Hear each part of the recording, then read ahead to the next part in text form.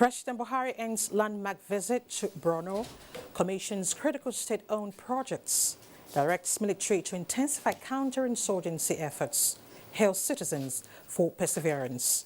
EFCC promises tough times ahead for internet fraudsters and Nigerians tainted by corruption. These and more on Panorama today, reaching live from Abuja. I'm Elizabeth Omori. We'll be right back.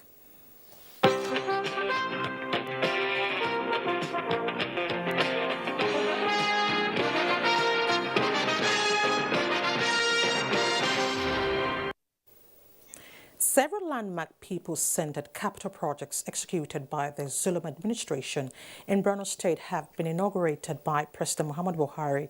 They are part of the nearly 560 projects either initiated and constructed or completed in critical sectors of the economy. The president described the pragmatic execution of the projects as the best answer to the insurgents that their decade-long efforts are disrupting and destroying critical infrastructure facilities in the area has come to halt. State House correspondent Adamu Sambo reports.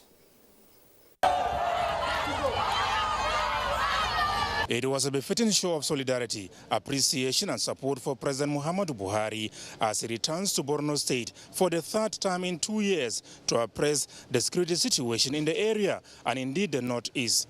This is to enable his administration move full speed in its genuine efforts at concluding work of restoring permanent peace for sustainable development. But the Zulum administration didn't have to wait for the restoration of normalcy before making significant impact on the lives of the people. Out of the 560 projects executed in 2 years alone, some sited in communities hitherto no-go areas, nearly 10 have been inaugurated by the president during the visit. They include Borno State University, several technical, vocational and Islamia schools, healthcare center, road infrastructure, as well as part of the 10,000 resettlement homes he approved for the IDPs. Addressing the people of the state shortly after, President Muhammadu Buhari promised not to relent until the millions of internally displaced persons not only return and resettle in their homes, but also rebuild their shattered lives. He said decisive measures have been taken towards safeguarding IDPs and refugees, as well as engaging them in the task of rebuilding their communities. This effort at alleviating the suffering of displaced communities will hamper the evil efforts of terrorists and insurgents to recruit fighters and spies from IDPs and other vulnerable populations through the use of faulty material incentives. In the light of the current improvement of security in the state, I have directed the NNPC to expedite the delivery of 50 megawatts power plant in order to ensure the prompt restoration of electricity to Maiduguri and its environment. I have also issued directives for the immediate resumption of oil and gas exploration activities in the Lake Chad Basin. This is part of our overall effort to restore the state back to normalcy. The president, who recalled with sad feelings the killing of rice farmers in Zabarmari community, directed the military and other security agencies to work out modalities with the Borno state government on ways to improve access by farmers to their farms, forests and fishing grounds. I will never forget in my life that during my career as a politician, Borno State is where I got the highest percentage of votes. More than 90%. The least I can do for you is to continue the relentless effort to fully restore peace to this state, the Northeast region, and the country as a whole.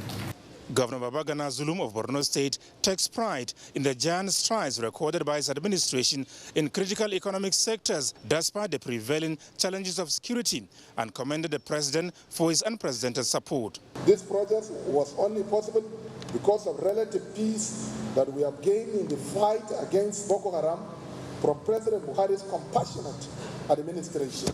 President Muhammadu Buhari is sincerely, genuinely, and fiercely committed to ending the Boko Haram scourge in this state. Thank you, Mr. President, for your love and compassion towards the people of Borno State. One major takeaway from President Buhari's visit to Borno State is the reassurance to the people that with the renewed onslaught against terrorism and insurgency, success is in sight. From Maiduguri, Adamu Sambo, NTA News. All right, we now have signals to join our outside broadcast crew for the live coverage of Governor Yahya Bello's birthday symposium. Stay with the NTA. وفي الآخرة حسنة وقنا عذاب النار وصلى الله على سيدنا محمد وعلى آله وصحبه وسلم تسليما وسبحان ربك رب العزة عما يصفون والسلام على المرسلين والحمد لله رب العالمين. Your Excellency, the People's Governor of Kogi State, Alhaji Yahya Bello, the chief celebrant at this special occasion. Your Excellency, Mrs. Rashida Bello, wife and First Lady of Kogi State.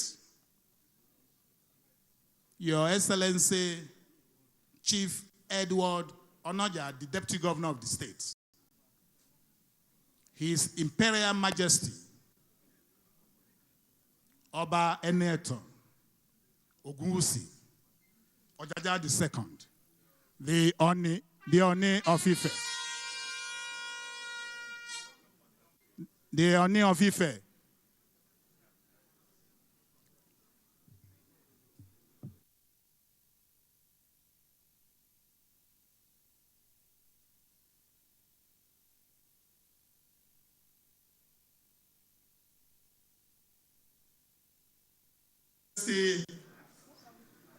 Oba Eneto Ogunwusi Ojaja II, Oni of Ile-Ife, Kábíyèsí. His Royal Majesty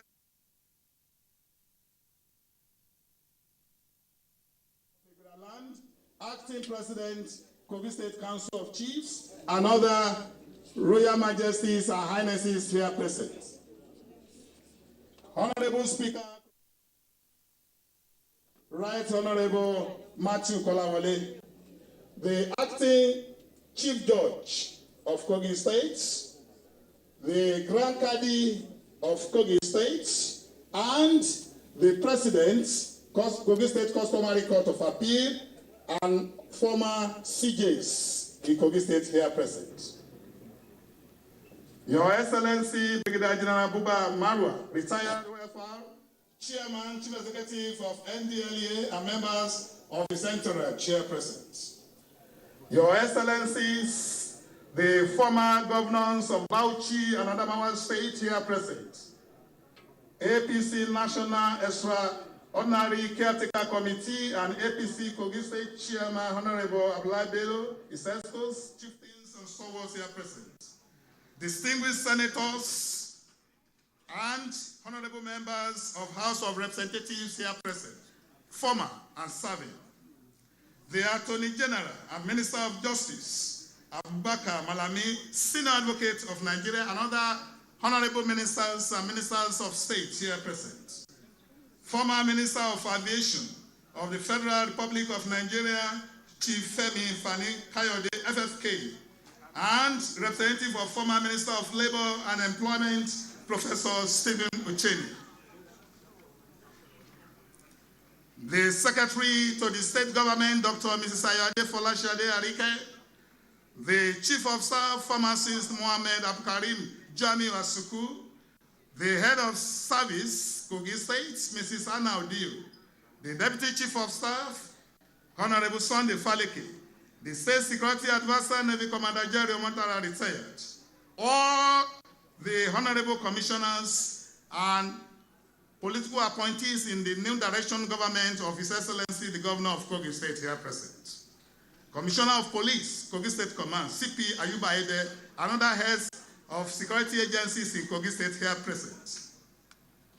Algon Kogi State Chairman, Honorable Taufik Issa, and other local government chairmen and chairpersons in Kogi State here present. The Director General Government House and members of his team. The Executive Director, Rural Electrification Agency, Nigeria, Dr. Sanusi Ohiare, Managing Director of 18 Engineering Company, and his team here present. The VC, Prince Abaka Audu University, Ayaba, Professor Maritu Ohunene Tinuchi, and other heads of tertiary institutions in Kogi State here present. The National President of NYCN, Ambassador Sukubo, S. Sukubo, the National President of NAS and his team, the moderator and panel of discussants here present, all the political and religious leaders here present, representatives of non-governmental organizations here present, civil societies, socio-cultural organizations here present, captains of industry and leaders of the organized private sector, opinion holders and leaders of thoughts here present, GYB to PYB supporters, coordinators across the 36 states of the Federation and FCT Abuja here present, my lords, spiritual and temporal, other esteemed invited guests, too numerous to mention, members of the Fourth Estate of the Realm, distinguished ladies and gentlemen, Your Excellencies, we are all gathered here for a very spectacular and special day. Today, His Excellency, the Governor of Kogi State, has another 1 year added to his years on this earth. Shall we put our hands to, he says, put your hands together for His Excellency, please. Your Excellency, sir, without wasting much of your precious time, I would like to invite the MC at this occasion, Mr. Segun Adisi, to take off from here.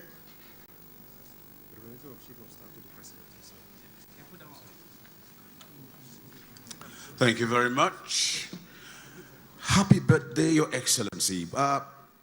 Maybe I should do one of the things I seldom do before I start to do my introductions. Happy birthday to you. Happy birthday to you. Happy birthday, dear Yaya. Happy birthday to you. God bless you, sir.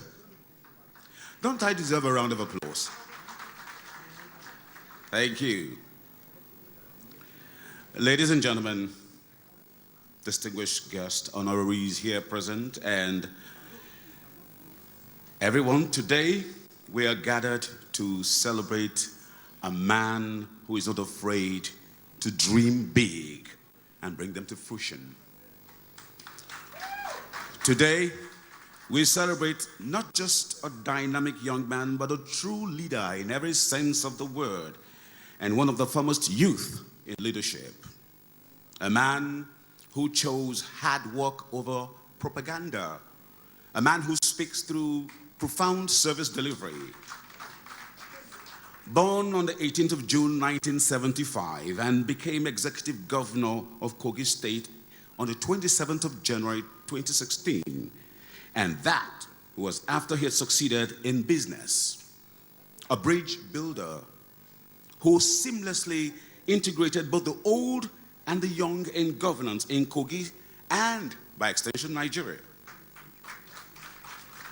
Ladies and gentlemen, distinguished guests, honorees here present, in the immortal words of Arthur Mbanefo, men of timber and caliber, shall we all rise to give a standing ovation and warm applause for the birthday boy whose leadership was ordained by God, His Excellency, the youngest serving governor in Nigeria today, Alhaji Dr. Yahaya Adoza Bello, executive governor of Kogi State. A round of applause, loud.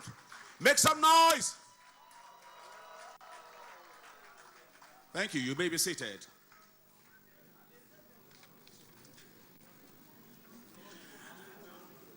Please, cameraman, I know we work together. Please, can you do me a favor?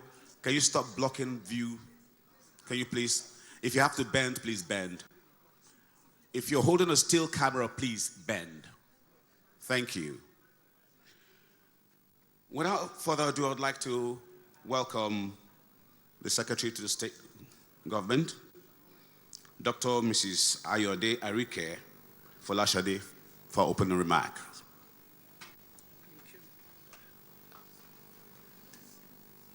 To God be the glory for a wonderful day like this. Permits me to recognize the Most High God has kept my governor from the last 46 years for him to celebrate it for 60th year on earth. Heavenly Father, we recognize you as the giver of life, and we give you all the glory. Your Excellency, my boss, my mentor, my destiny helper, the visionary leader, His Excellency Alachi Yaya Bello, and your beautiful wife, Mrs. Rashida Bello. Your Excellency, the Deputy Governor of Kogi State, Chief Edward David Onoja. Our light permits me to please uphold the well-established protocol, but you please allow me to recognize my spiritual fathers here seated. The Oni of Ife, my father, will recognize your presence here and will recognize your love for my governor and for Kogi State at large. My father, the Oinoi of Ebira land, my personal father, I recognize your presence, Daddy. Thank you for the love, unconditional love you have for my boss. The Obaro of Kaba is there seated in the last 2 hours. Permits me to also recognize the representative of the Chief of Staff to the President, retired AIG Kayode Aderanti. Permits me also to recognize the chairman of our great party, who is the governor of Yobe State. Permits me to also specially welcome the Attorney General of the Federation, the learned brother of my boss. I recognize your presence.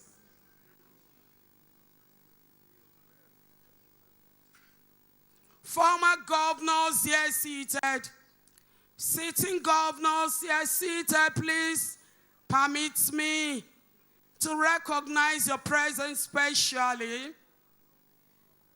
the Chief Dr. George Mogalu, the Managing Director of NIWA, who incidentally is one of the speakers. I recognize your presence.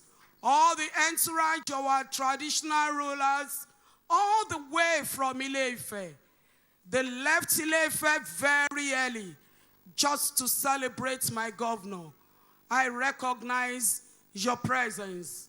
Our mothers, our fathers here seated, I recognize your presence. Please permit me to please uphold the well-established protocols.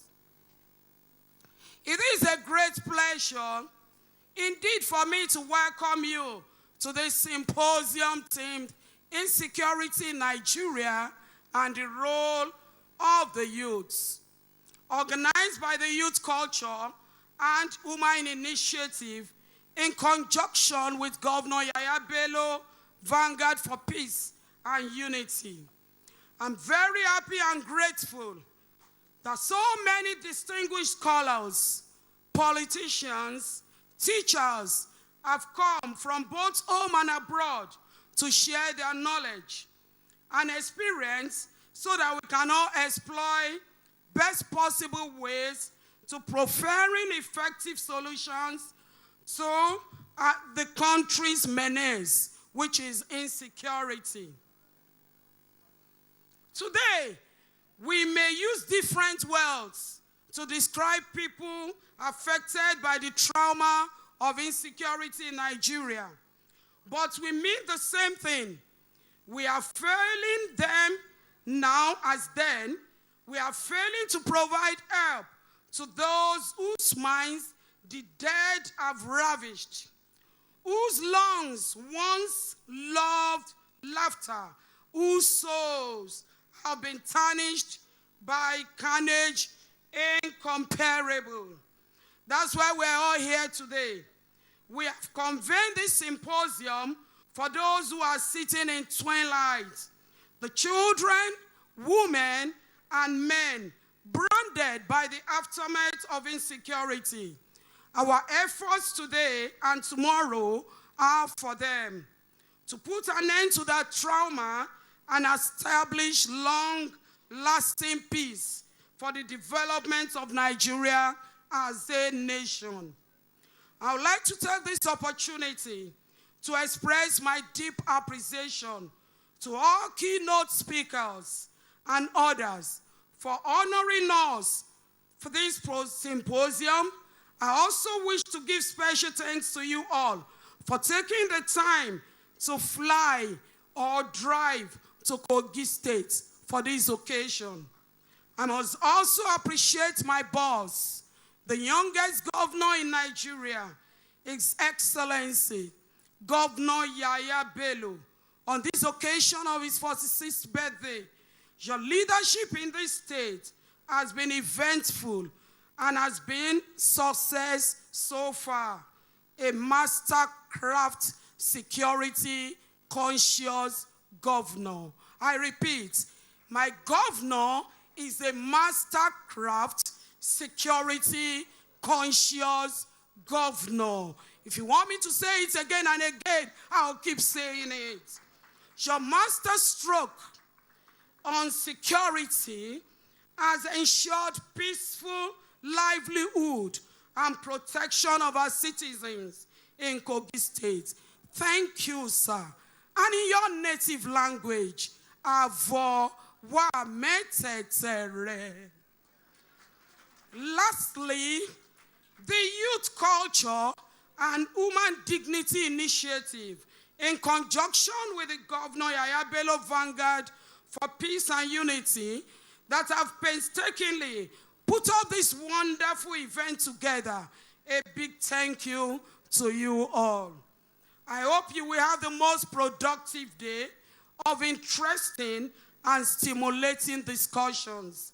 I sincerely wish that this symposium will be a great success, not only as the beginning of a long and lasting solution that will eradicate insecurity in Nigeria.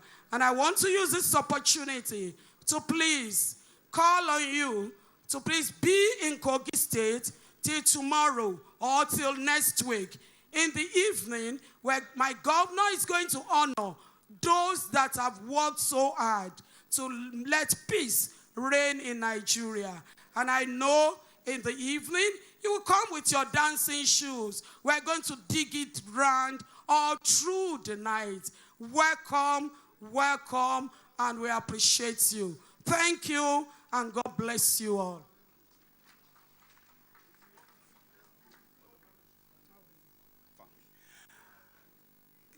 I would like us not to be stingy with our applauses. It's not every day you get to see a governor celebrate 46 years. So please, a big resounding applause. I'll be on your case today. I'd like to especially say a warm welcome to Mr. George, Architect George Moalu of NIWA. I'd like to say, welcome, sir. Welcome, sir. Welcome, sir. I'm sure later I will explain to you. But you're welcome once again, sir. And quickly, before we proceed, I would like to call from my immediate constituency. I'd like to welcome some of my friends from Nollywood and from Kannywood. And also say that if you know you're performing today, please come backstage and see me right away. If you know you're performing. I'd like to welcome Benga Adeyinka the First, comedian of the Federal Republic. You're welcome. Dr. Helen Paul, ace comedian. You're welcome. And from Kannywood, we have Abdul Amari, Ali Nuhu, Adams Dango, Sadiq Sani, Lawani Ahmed, Nafizi Asanani, Ibrahim, Adogwanje, Musa Gombe, and as we go along, I will acknowledge more. Please, are we ready with the short documentary we're about to show? Please, can you cue the documentary? And I also would like, cameraman, please, because we want our guest and His Excellency to see the documentary, can you please clear, please? Can you get the documentary ready? Please clear, so that His Excellency and the special guest on his special day will see. Cameraman in front, sir, standing. I said, move your camera, sir. Yes, sir, you. Move it back. Oh, finally there's peace in heaven. Please, can we show the documentary quickly? Can we show the documentary, please? The house lights off, please. This West has a population of about 200 million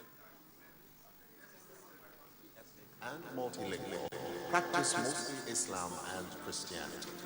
This former British colony is ranked as the 6th largest producer of crude oil in the world, just as it is rich in agriculture and solid minerals. Nigeria's journey to nationhood, like many others, has been characterized by good and bad incidents.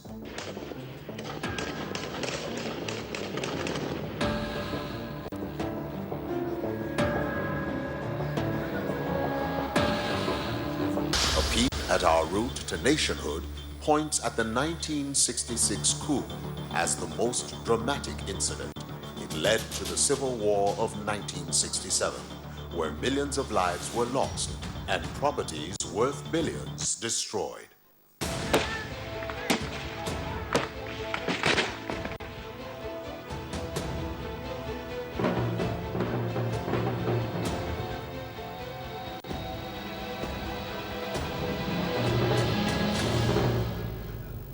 While efforts at genuine reconciliation have continued, terror merchants with motives that are political, religious, and monetary have for a considerable while continued to visit mayhem on the citizens. The hallmarks of the present terror adventure are the insurgency in the northeast of Nigeria, the banditry in the northwest, herdsman crisis in the north central and southwest Nigeria, and most recently, the southeast is beginning to experience what looks like the Borno-based insurgency in its nascence.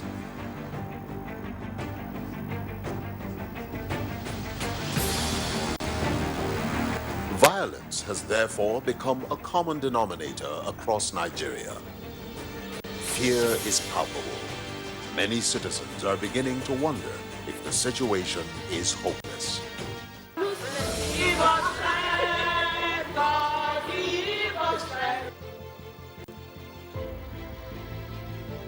The reality, however, in certain parts of Nigeria elicits hope. Many analysts will readily cite the calm in the Niger Delta region after a near total war and the reversal in status in Kogi State as a former Boko Haram training and IED making haven as strong pointers that the reign of terror is surmountable. Efforts at restoring peace in Nigeria have been championed by many patriots on different fronts. The late President Umaru Musa Yar'Adua is particularly still revered for his efforts at ending militancy in the Niger Delta region. I and my people, we accept the amnesty. In the same vein, the late Lieutenant Colonel Abu Ali's memory will remain indelible in the hearts of Nigerians for leading his battalion to fight the Boko Haram in the northeast. But perhaps more significant is Governor Yahya Bello's successes in crushing insecurity, which not only evokes admiration from Nigerians, but provides sorely needed inspiration for other overwhelmed leaders and a template on how to manage insecurity that is scalable. Kogi is arguably the safest state in Nigeria as of today. The nation salutes these heroes.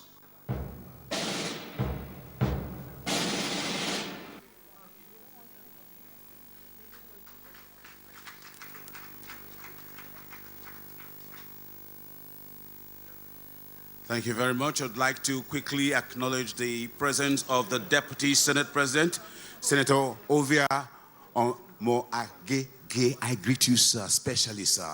You're welcome, sir. Also, the Deputy Speaker of the House of Representatives, Right Honorable Abdullahi Wase. You're welcome, sir.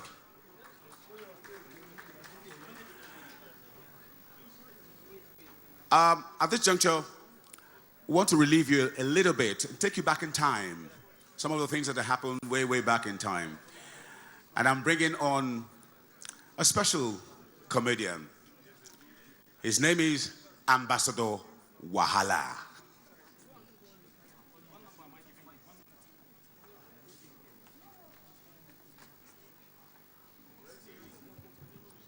Your Excellency, Governor Yaya Bello, how are you? Happy birthday. His Royal Father on your Fife and the Deputy Governor of our dear lovely state, Kogi State, and the Speaker. Indeed, it is a scene of joy that I have to come all the way from Otueke, Bayelsa State today to come and wish you happy birthday, long life, and prosperity in what you are doing. We see that Nigerian youth love you so much, Yaya. And I will address you, you are my son. Because once a first lady is always a first lady. Please put your hands together for me. I was told that another of my son is here, Omar Gege. How are you? I'm your mother. After all, I'm older than you people. But there is no problem. As I enter into your state today, I see the love and the passion for Nigeria youth shouting, Yaya Bello 2023 as the president. My son, I will support you. I have told all the market women when I get to local jazz central market today, they are shouting, Mama P, you are welcome. I said, I will support you. Yaya, how much do you need to run for campaign? Yeah. Hey, carry that camera away from here. I'm talking to Yaya. Yaya, how much do you need? After all, a mother will always give to his son. Clap for me, Yaya. I don't know because there is no time. A lot of people were here. Where is Shegun Arize? Shegun Arize, the MC, where are you? Come. Maybe people have one or two questions so that I can go. Don't go to any of Ife. I don't like to answer questions from a traditional ruler before they will ask me, where are my fellow widows? Before they will ask me, Fanny Kayem, how are you? Please clap for my son, Fanny, you are here. Yeah, if Fanny is with you, you will win 2023. Your Excellency, good afternoon, ma. How are you? I'm with you. I have a couple of questions for you, ma. Okay, go ahead. You are always shouting, my fellow widows, my fellow widows, my fellow widows. Who are these fellow widows? They are in your mother's compound. Your Excellency, ma. I'm with you. I heard that you are interested in running in 2023. I've given up for Yaya Bello. Because that is the only man that did not agree that COVID-19 exists. Even when other people are mortgaging their state, collecting money, Yaya did not collect money. Can we shout Yaya Bello?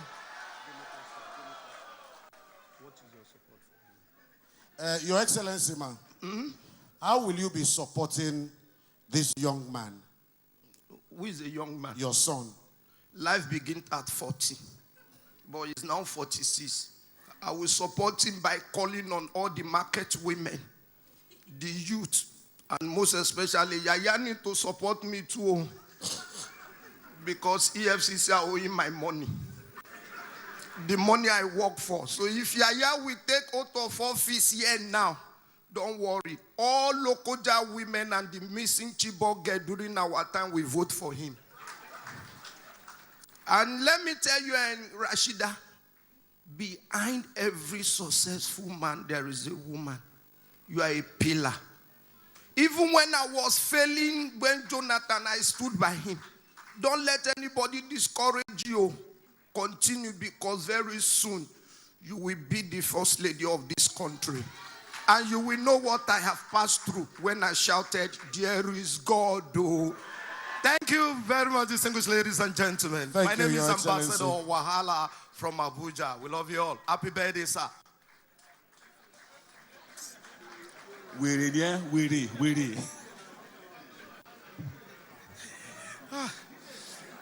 Thank you. Please, one more time, let's appreciate him. A round of applause. I also would like to quickly acknowledge the presence of 3 senators from Kogi State, starting with Senator Smart Adeyemi. Please do forgive me for not following the protocol earlier on. Senator Smart Adeyemi, Senator Issa Jibril Echocho, and Senator Yakubu Oseni from Kogi State. And also would like to say welcome to all distinguished senators here present. As we go along, I get your name, I would acknowledge your presence. Thank you. There's a young boy, you know, they say catch them young. And His Excellency has done so well for this young boy. He has caught him young. Ladies and gentlemen, please welcome Afnan.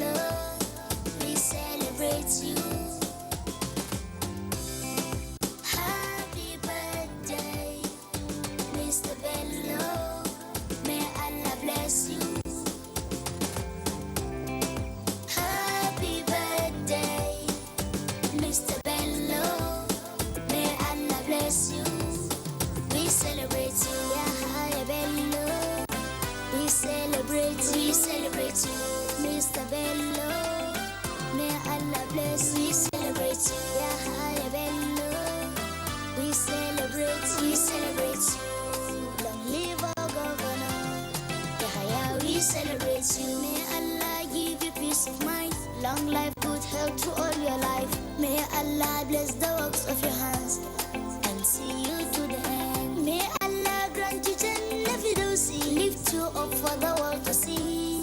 Long live our governor, Yahya. We celebrate you. Happy birthday, Yahya Bello. We celebrate you. Happy birthday, Mr. Bello. May Allah bless you. Happy birthday, Mr. Bello. May Allah bless you. We celebrate you, Yahya Bello. We celebrate you. Long live our governor, Yahya. We celebrate you, Mr. Bello. May Allah bless you. We celebrate you. we celebrate you. Happy birthday, Mr. Bello. May Allah bless you. Happy birthday, Mr. Bello. May Allah bless you. We celebrate you. We celebrate you.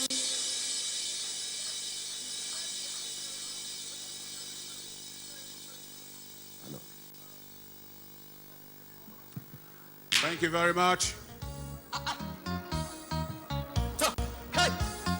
Thank you, DJ. Nagode.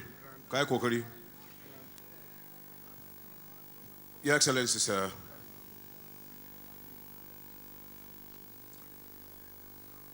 Your Excellency, sir. With your kind permission, my friend, the best Grand Commander, Grand Comedian of the Federal Republic, would like to say a word to you.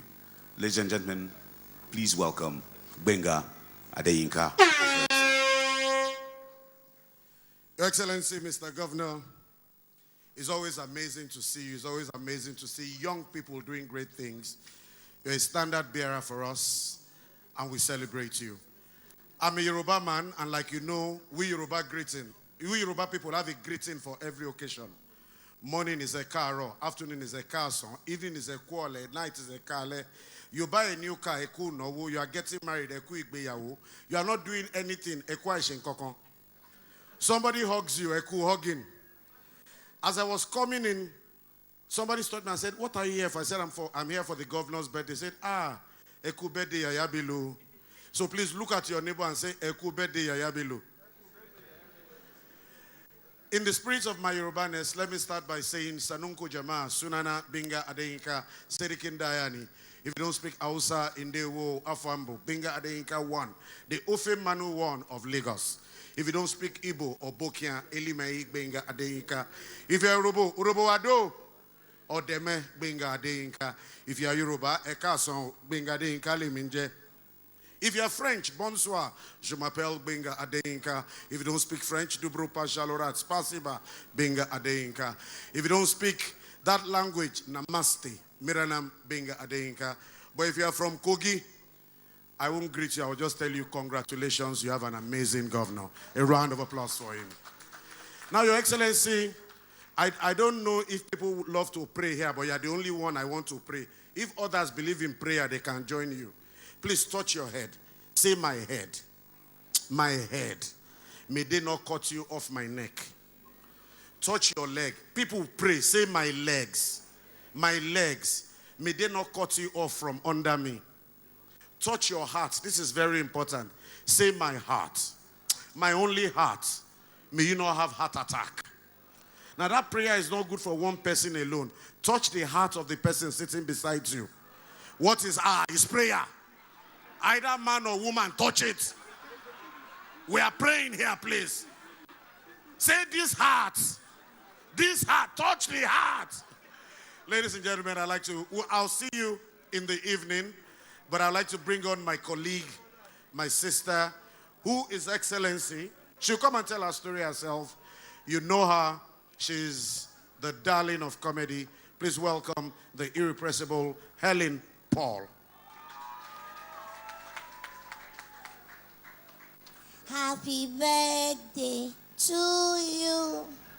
Happy birthday to you. Happy birthday to you, my governor.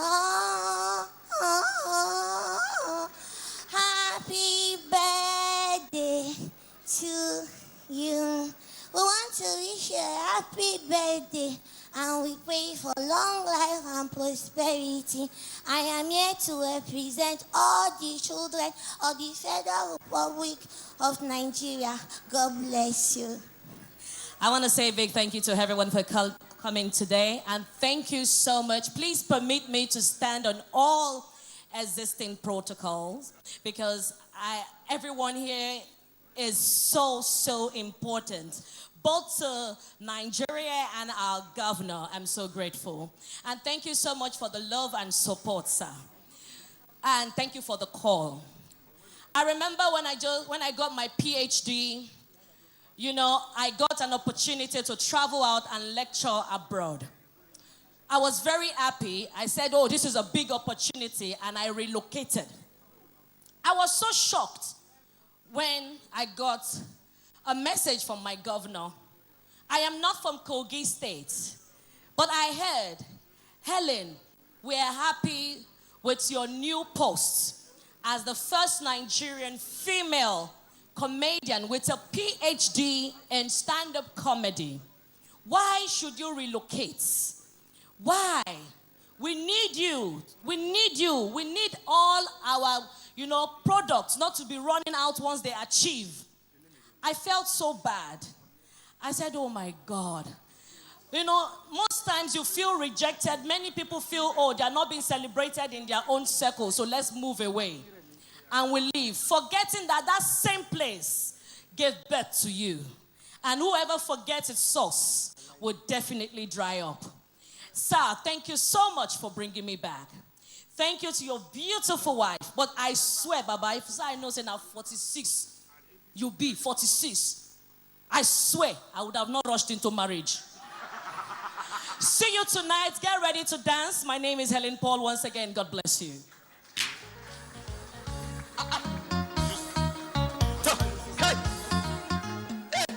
Thank you. Thank you. I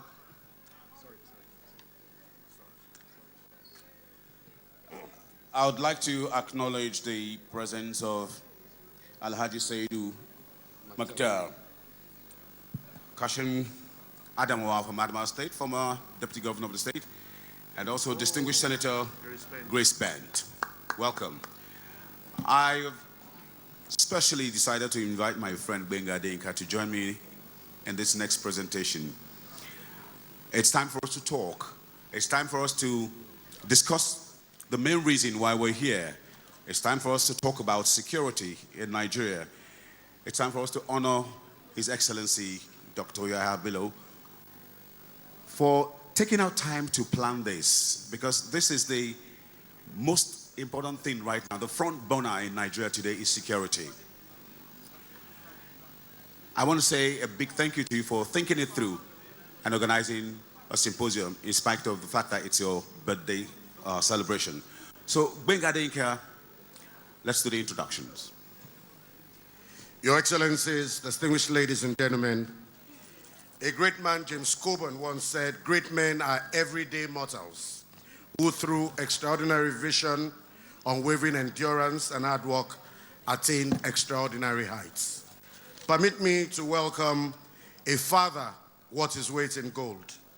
Before he became Kabiesi, he was an astute manager driven by turning impossibilities to possibilities.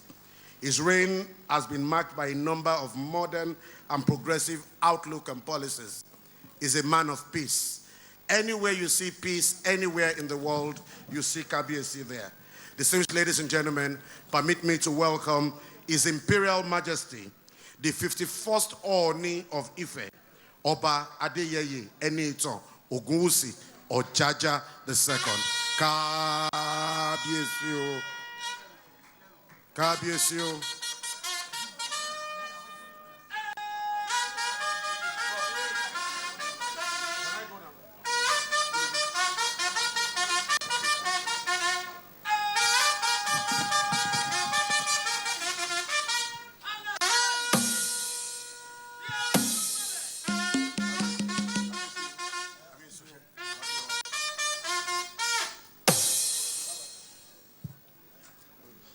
Your Excellency, we are all here because of you today, and it's indeed a great honor for us celebrating one of our own,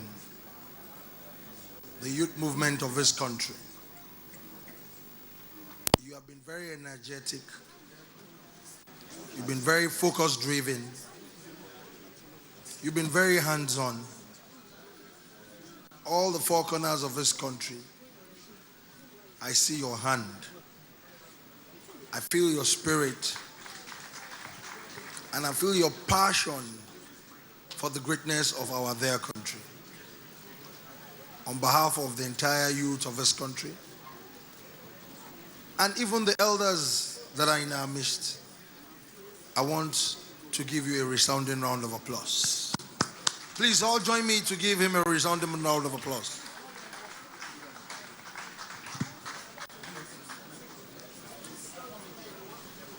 The Royal Majesties that are here, the Attorney General of their country representing Mr. President, the Deputy Senate President, the Deputy Speaker, former governors, I greet you all.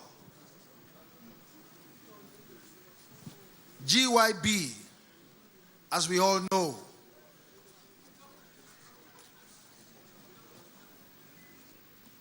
I made a speech recently during one of the security summits in this country that the youngest governor we have in Nigeria is a 46-year-old man. Here we are celebrating his 46th birthday anniversary today. But truth be told, in our country, we know the state of things as far as insecurity is concerned. And everybody is worried. What are we going to do? That demography, as I mentioned earlier on, hasn't been well taken care of. The current leaders spread across their country, even our past leaders, they were pioneers of our great country at some point. And they ruled within the age bracket of in their late 20s and very early 40s. GYB, we're celebrating you today, Your Excellency. What are you going to pioneer? Food for thought for you. You are the youngest governor in Nigeria. Okay. You are the most active governor. You can move around. Yes. But I want you to think deeply.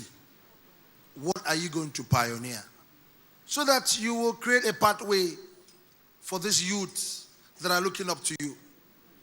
It's very important for us to know that at some point in this country, all the past leaders and even the present ones, they were pioneers.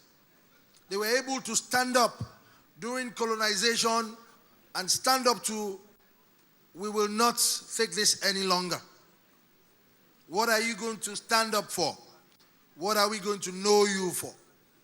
You have the platform as the governor of Kogi State. We know what you're doing in this state, but we want you to do more. You know, any day, any time, I'm always for you, and I will always be for you. Any day, any time you call on me, I will be there. We all know the problem of our country. We keep talking about security. We keep talking about security. Let us focus more on solution. Let us bring governance very closer to this demography. It's very important. We know the good and we know the bad in their midst. But when we bring governance closer to people between the age bracket of late 20s and in their mid and late 40s, the country will be a better country for us.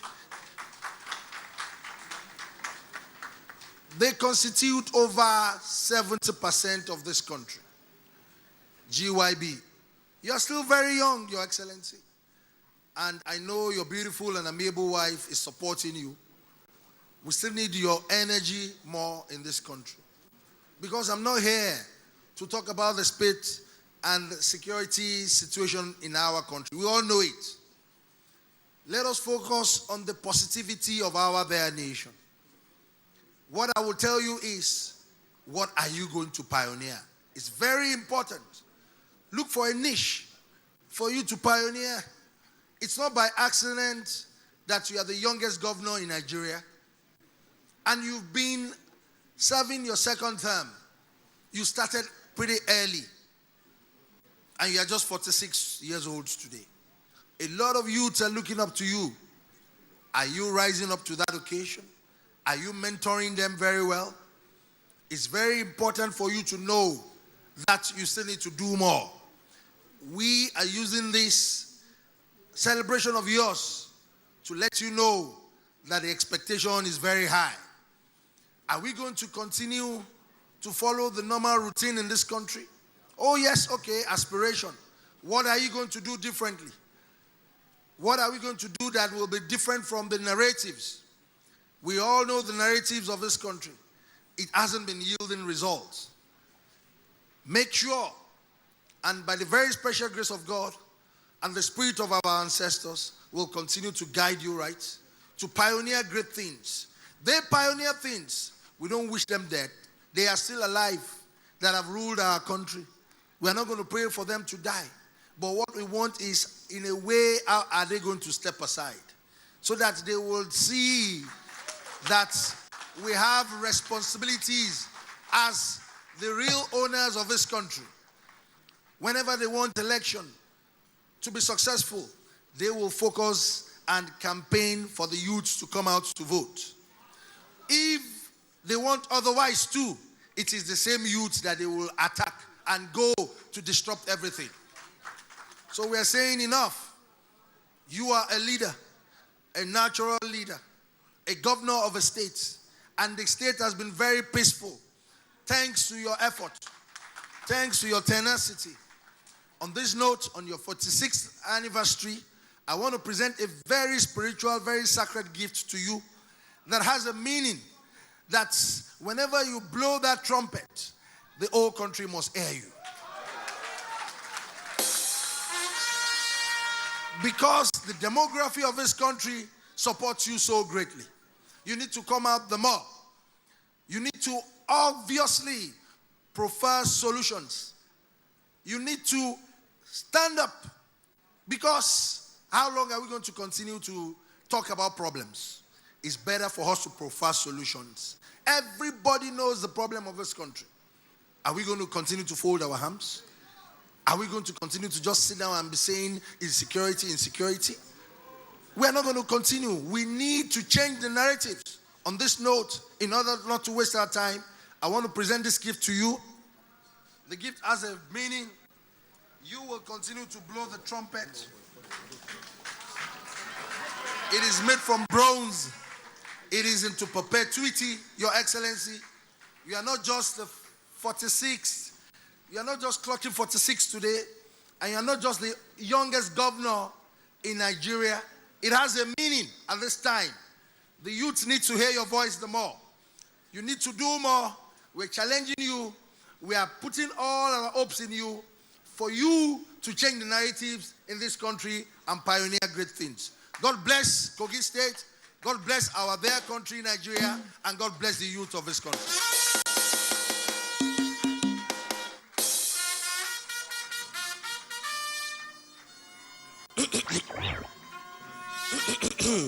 Mic check. The people of Kogi State think GYB, dream GYB, say have it. GYB, it's a question. Answer. GYB, it's a knowledge. Acquire it. GYB, it's a goal. Achieve it. GYB, it's a wisdom. Apply it. GYB, use it. GYB, it's a work. Do it. GYB.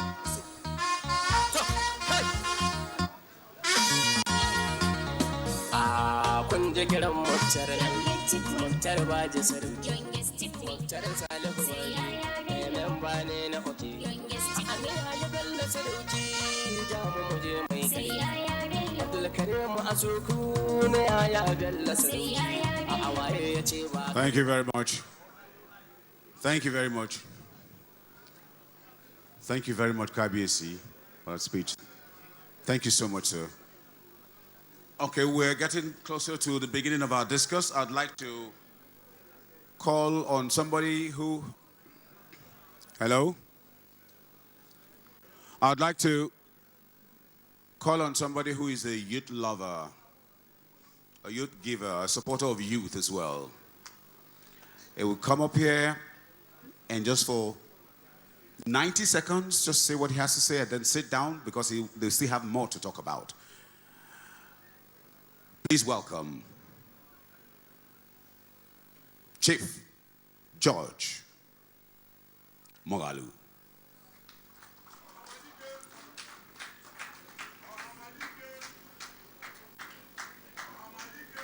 Cameraman, once again, I appeal to you to please clear the throne. Please clear so that His Excellency and his guests will see.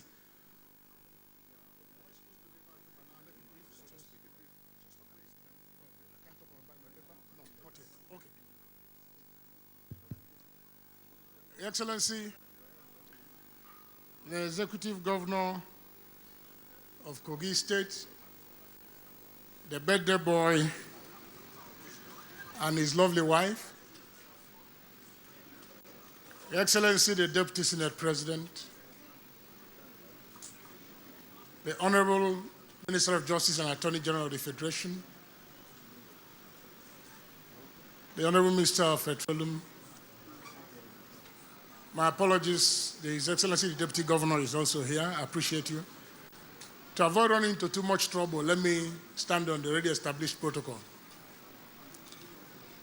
I feel very honored, I feel very excited being invited to speak today on such a wonderful occasion. I've asked the MC whether I should deliver my short paper because I tried to make it very brief, knowing fully well that we are all very busy people. And from the program I saw, a lot has been lined up for today's celebration. But he said no, that I'll still have time to talk about my paper. So basically what I've been invited here to do now is to congratulate His Excellency, to appreciate you for all you've been doing, to let you know that every eye is on you because it is a standard you set that every Nigerian youth will be judged. So the expectations are quite high. I don't really envy you, though I'm not 46 anymore. So I want to congratulate you and congratulate every Nigerian youth and encourage us.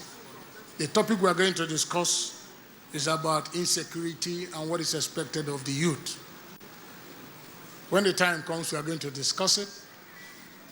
But I know that since today is your day, Your Excellency, every eye is on you. Questions are going to be asked. My prayer for you is that you remain very strong, you remain very focused. Those things you have desired to do, do them. Because once it is in our general interest of the common good, and like I said, you are going to be judged. Every Nigerian youth, Yahya Bello is a role model. Yahya Bello is going to be a standard. People will look up to you and say, when Yahya Bello was here, Yahya Bello did so well. So once again, I congratulate you and God bless all of us. Thank you.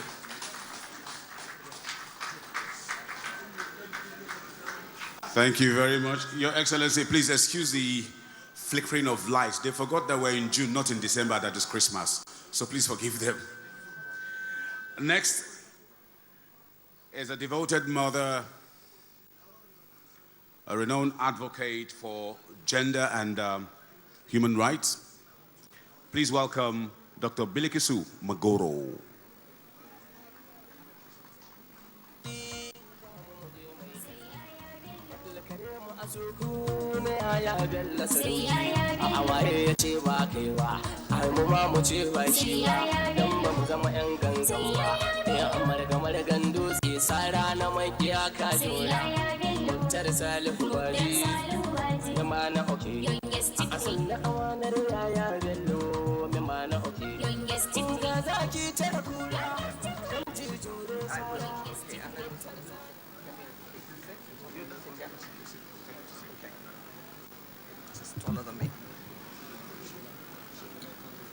Your Excellency, Alhaji Yahya Bello and his lovely wife, Mrs. Rashida Bello, I'd like to stand on existing protocol, but I would like to make mine very short.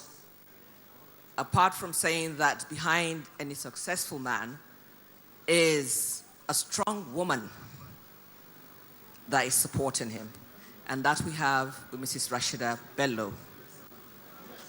We also must realize a lot of the success is because she's been there and being a pillar behind him. So in anything that we expect to be doing regard to restructuring our security system and making sure things work out for us, we must remember our women in everything that we do. I want to congratulate you. 46 is a lovely number. Getting towards 50, a lot is expected from you, but by 50, a lot will start aching in you too.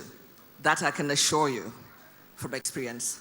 So I would say congratulations to the people in Kogi State, to your wonderful governor and the people of Kogi State before we start on the panel. Thank you very much.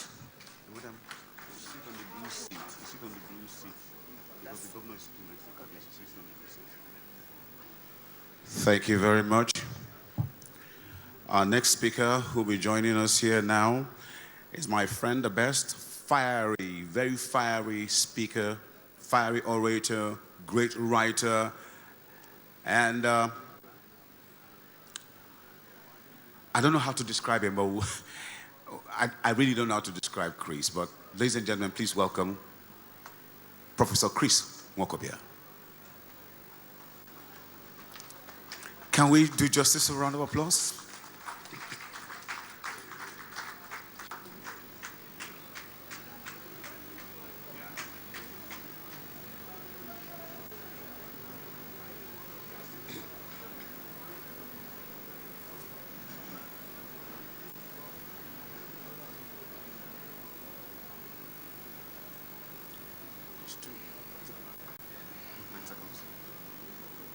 Happy birthday to my brother and friend.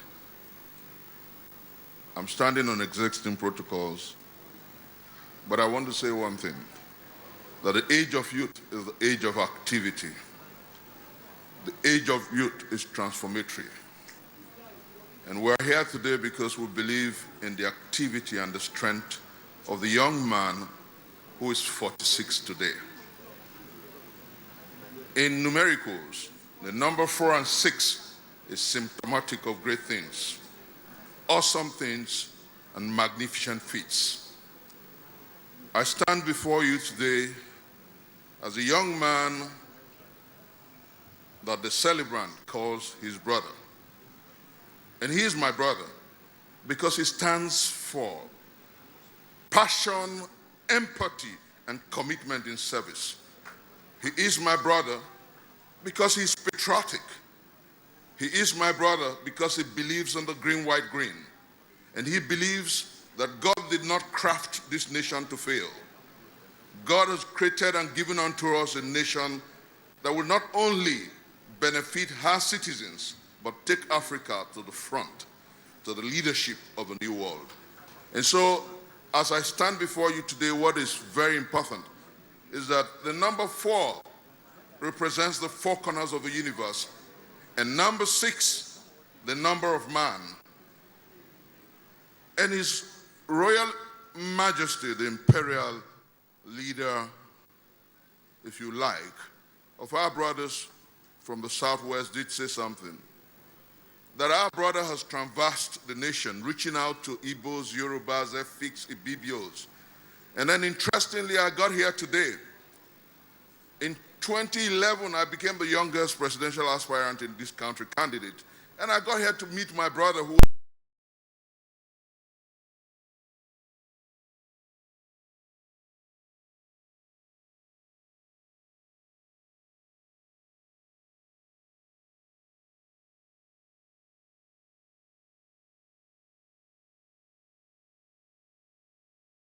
something very instructive.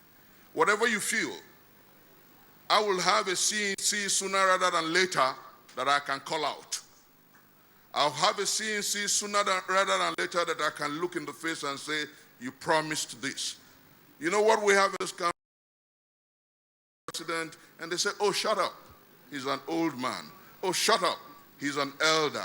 Oh, shut up. You can't correct him.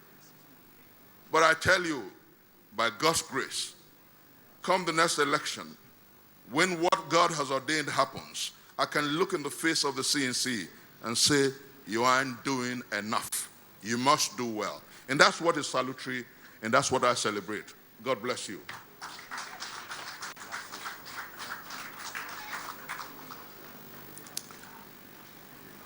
I'd like to welcome to the guest forum His Excellency, Executive Governor of Kogi State, Alhaji Yahaya Bello, to please join us, be part of the discourse.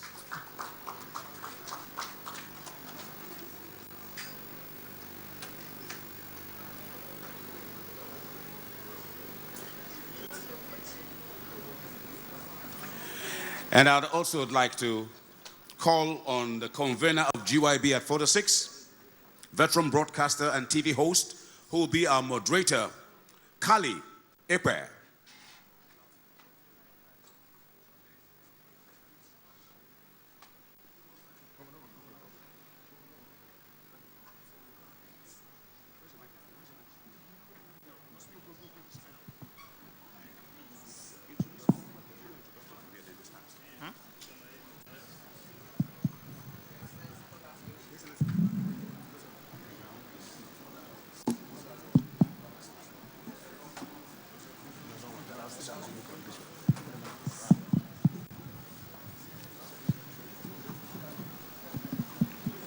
The Executive Governor of Kogi State, His Excellency Alhaji Yahaya Bello, the face of inclusive leadership, the face of inclusive governance, if you like, and by the grace of God, the youngest governor in the Federal Republic of Nigeria. Let me stand on the resisting protocols, even as I recognize my father in the house, the Arolu Odua, the Oni of Ife, His Imperial Majesty. Ladies and gentlemen, the very, very crux of our gathering here today is to speak to the issues of insecurity in Nigeria, and particularly how the youth can play a better role than they've been playing. Interestingly, we're looking to see how the youth will take over the affairs of Nigeria. This is not the first time we want it to happen. It's been here before, and it's going to happen again. Where, like you all know, all the very distinguished speakers that have spoken here today, with the exception of the governor himself, who is going to be speaking through the panel of discussions, which I happen to be moderating, we're all talking on the theme insecurity in Nigeria and role of the youth. So in a very short while from now, I'll sit back there and then try to see how, in an interactive manner, and also to give you the opportunities where you possibly can to also join in the conversation. And we also have a platform, the Zoom platform, to have our brothers and sisters in the diaspora and elsewhere to actually also join us in the conversation. Ladies and gentlemen, welcome to GYB at 46. The next voices you hear would be actually the conversation. You're welcome. Thank you.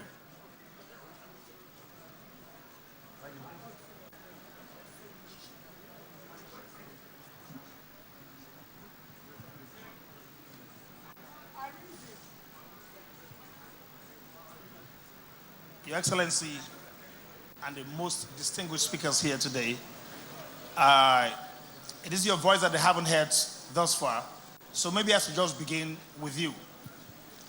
This talk of inclusiveness, which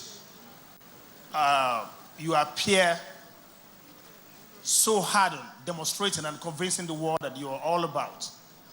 Today, everyone seated here would want to hear from you just how you mean to take it through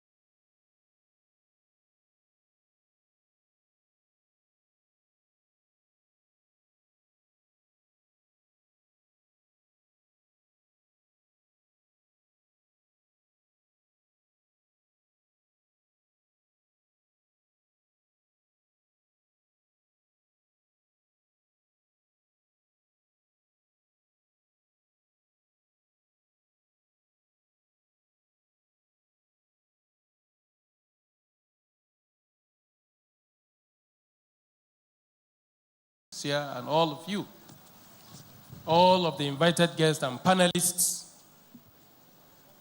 you're most welcome. And I sincerely appreciate each and every one of us here today who joined me and my friends and other well-wishers to celebrate my 46th year on this surface earth. May God Almighty continue to bless all of us. The task has been daunting. The time has been fast spent, so I will go straight to point, Mr. Kali.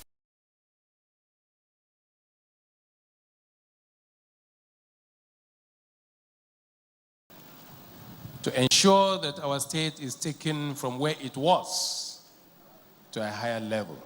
Thank God, between 27th of January 2016 to date, we have done our best, and the whole world can see the difference. And we are feeling the difference. Without going much into some of our achievements, let me tell you that in times like this, just like it was when we assumed office in Kogi State, we need God Almighty. We need ourselves. We need leadership. A decisive, a sincere leadership. Coming on board, we were able to change the situation of Kogi State to what it is today, even though there are a lot more to be done, because we were sincere. We were transparent, and we challenged the status quo. We were able to record the successes we record today because we were decisive. We were able to reach these heights today because we don't play politics with the lives of our people. We did what is right at any point in time. Possible. We were transparent and open. Our government was inclusive. We included women, youths, our traditional rulers, our religious leaders. We sought for the best. We sought for those who were ready to serve, patriotic followers. We got quality heads from far and near. It will interest you that my cabinet is inclusive of almost every major tribes we have across the country. And they are contributing their best, and we are recording the successes we are recording today. Mr. Kali, there's still a lot more to be done. But I want to tell you that we're not just serving the people, putting infrastructures in place, but above all, we are raising leaders in Kogi State. We're raising young leaders who are equally patriotic and who will take over from us. We're not just here to occupy the space and not to ever go away. We are very conscious that whatever has a beginning definitely will come to an end one day, someday. And the only thing that will continue is time. And we make use of the time to raise leaders, patriotic ones, from amongst the citizens of Kogi State who are already understanding us, observing our successes and our mistakes, and they will take over from us. Thank you very much. Thank you, Excellency. Now, we have someone in the house that I would rather that is a mistake that is not even sitting here with us. The firebrand Femi Fani Kayode. Ladies and gentlemen, put your hands together for him first. Mr. Fani Kayode, I'd like to have you here while I'm even asking the next question. Please, can you step forward, please? I think I'll do so from the podium right now instead. Please, take my seat while I'll do the rest. Now, Hajia Dr. Belikusu Maguru, your CV is very, very intimidating. But I see in all of that you do so much touches on gender sensitivity. And when we talk about insecurity in Nigeria, they say they blame a lot of it on lack of inclusiveness as to why so much is happening. Yes. Honorable Minister, please. Now, I'd like you to talk, please, sir. Yes. I'd like you to speak to this issue of women and their involvement with insecurity in Nigeria. You see what's going on in Borno State. You see what's going on in Oyo State. And as a matter of fact, in the whole of Western Nigeria. As a matter of fact, the whole of Nigeria today. And you sit back and you ask yourself, what really can the women do rather than sit back and play the victim? Oh, we've been raped, this has been happening, they've come and they've destroyed our homes and this. But what particularly do you think we can do to help? See me saying we like I'm a woman too.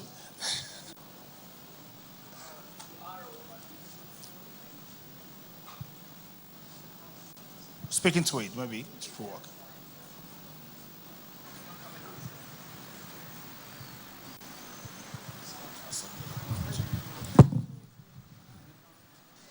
I just mentioned that you're a woman because you do carry the X chromosome in you, so you do have a part of a woman in you. Now, we all know, I wouldn't want to go into what is happening in the whole of Nigeria, but we all know that the people most hate by what is going on in Nigeria are the women in Nigeria. And the reason why I say it's woman that really gets hit is because majority of the people we're losing are our husbands, our sons, and if you look at it, wherever there is a massacre or anything that goes on, it is usually the men that we lose. And so what do we end up having? We have a lot of women that are left widowed, a lot of women that will lose their sons, a lot of women that are in a lot of jeopardy. We already know the bit about the women being raped when these things occur. We already know all the troubles that the women in Nigeria are going through. In fact, I believe that the women are the most saddest in Nigeria at the moment. With regards to women, what role can women play? This is something that we've been talking about women inclusiveness in governance and even nominative positions. Women know what their problems are. Women know how they feel. And inclusion of women in these positions would definitely be able to explore more into what our problems are and be able to discuss it. Any economy that does not join women in it is endangered in not progressing. I would like to cut short in this because one of the main things, and I must comment, is that in all the states in Nigeria, you've already mentioned there's peace in Kogi State. The only state that has the largest number and has gone beyond our affirmative action of women inclusion is in Kogi State. And you wonder why there are no problems and no security problems in Kogi State? Because you have women in governance in Kogi State. And His Excellency knew the trick of women inclusion, and he has done that. And we look forward to more women being included in governance. We know that the women would do the right thing when it comes to policies when they're there. And women are calmer in decisions. We already know that women don't just go to war. If anything, we arbitrate. We always arbitrate. And I'm sure Mrs. Rashida does a lot of arbitration from behind the scene. And so that's why we have this calm in Kogi State. Now, imagine if you extend this to other parts of Nigeria, and you have more women being involved. We would have more calm, more policies that are friendly, humanly friendly to everybody, and decision-making of going into war, and our budgets that should go to the right way towards keeping security and safety will be done properly. So I would stop here before, and give another person a chance to do that. But as we say, we look forward to having more women inclusiveness by 2023. And we'll be rest assured women would be if we do have our next president who is a young person, a youth, that knows where to place the women in the right places. All right. All right. Dr. Magudu, I'm sure you are tempted to have His Excellency answer to the questions that we will keep asking him once he gets to the villa. How are you doing it? Excellency, I'm not asking you just yet. We will keep asking you until even when you're there. Now, very quickly, Prof, I'm going to come to you. But Dr. Moghalu, you are one person that we've seen that also takes the questions of youth, the affairs of youth, very, very personal and very, very serious. As a matter of fact, the testimonies are here out there are quite very, very encouraging. It is gratifying to see you here today to answer some of these questions. I'd like to hear from you, your own perspective. Where do you think they are not doing it properly? Why are we where we are today as far as insecurity in Nigeria is concerned? You and I have had conversations as far as this is concerned too. You had perspective. I hope you'll be bold enough to tell us this too now. Very briefly.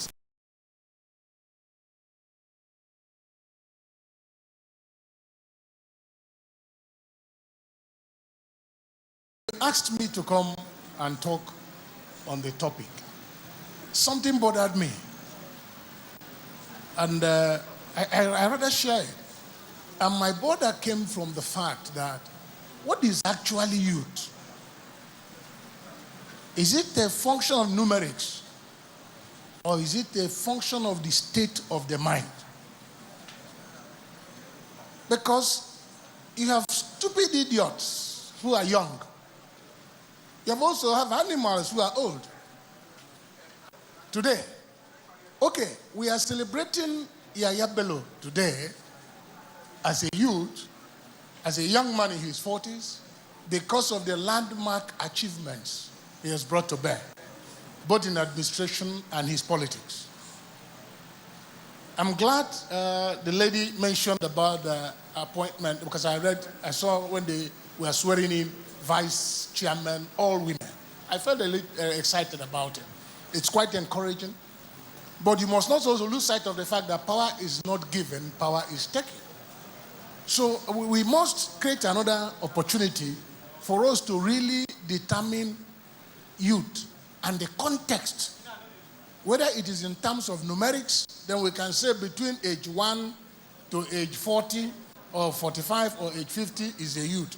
Or is it a function of the state of the mind? Because there are people who are 70, who are 80, but are very youth-friendly, and whose thoughts are very youth-backed, so to speak. And you have young men also and women who don't even reason well, who fall out of that category. And there are some who do so well that you keep wondering how old are they. Now, coming to the question of where we got it wrong, it is a universal blame. Because at times I get worried when people take one arm of government and blame for failure That's why we have restiveness in the country. We have insecurity challenges. Some people pick local government leadership and blame. Some people place state and blame. Some people place federal government and blame. But there is one area we have refused to blame, and that area is the family. And that is where, for me, where the fundamental problem is.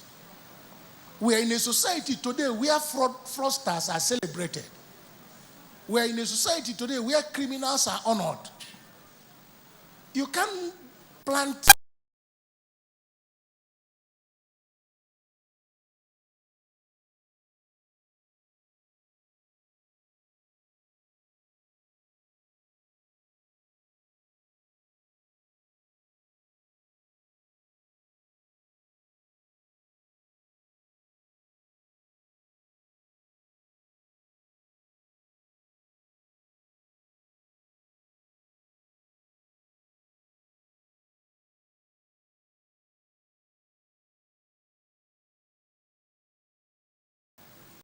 and come home. The first encounter with your dad is, where did you get the money to buy this car? I want to see your bank statement. Who sold you the car? How much is the car? How did you get the money? The same thing appears with your mother. But today, you go and kill, you go and rob, you buy a car, your mother will cook soup, and the world goes out and announces it to her friends that her son has arrived. And the next day, the society will start thinking of the title you deserve to get. How you got to where you are, nobody bothers about it. So we have that fundamental problem which we must address. Then having said that, we cannot, when you talked about the youth, yes, there are challenges. And somebody the other day was arguing on television, we had the argument, and he said, unemployment. Yes, I say yes, to an extent. Because we are in a stage where our youths who went to school, graduates though, are unemployable. Because we have laid so much emphasis on certificate education that people now go and procure these certificates whether they deserve it or not. And they can't defend it. What has happened to the basic education? What has happened to the technical colleges? Today, if you want to do this style, they tell you, oh, you have to get somebody from Cotonou or from Ghana. If you want to paint this house, they tell you, oh, the man has to come from Benin Republic. He's very good. You talk of POP, they tell you, oh, let's wait for that man. He is from Cotonou. He's gone home to his village. When he comes back, he will do something good for you. And I have tried to study why. And the answer is simple. Because we have left the basics and transferred emphasis on certificated education. And in an attempt, technical education has been eroded. So once this happens, it is a process. Where we are in insecurity today is a consequence of a process that has been left over time. So we also have to go back to the drawing table, ask questions.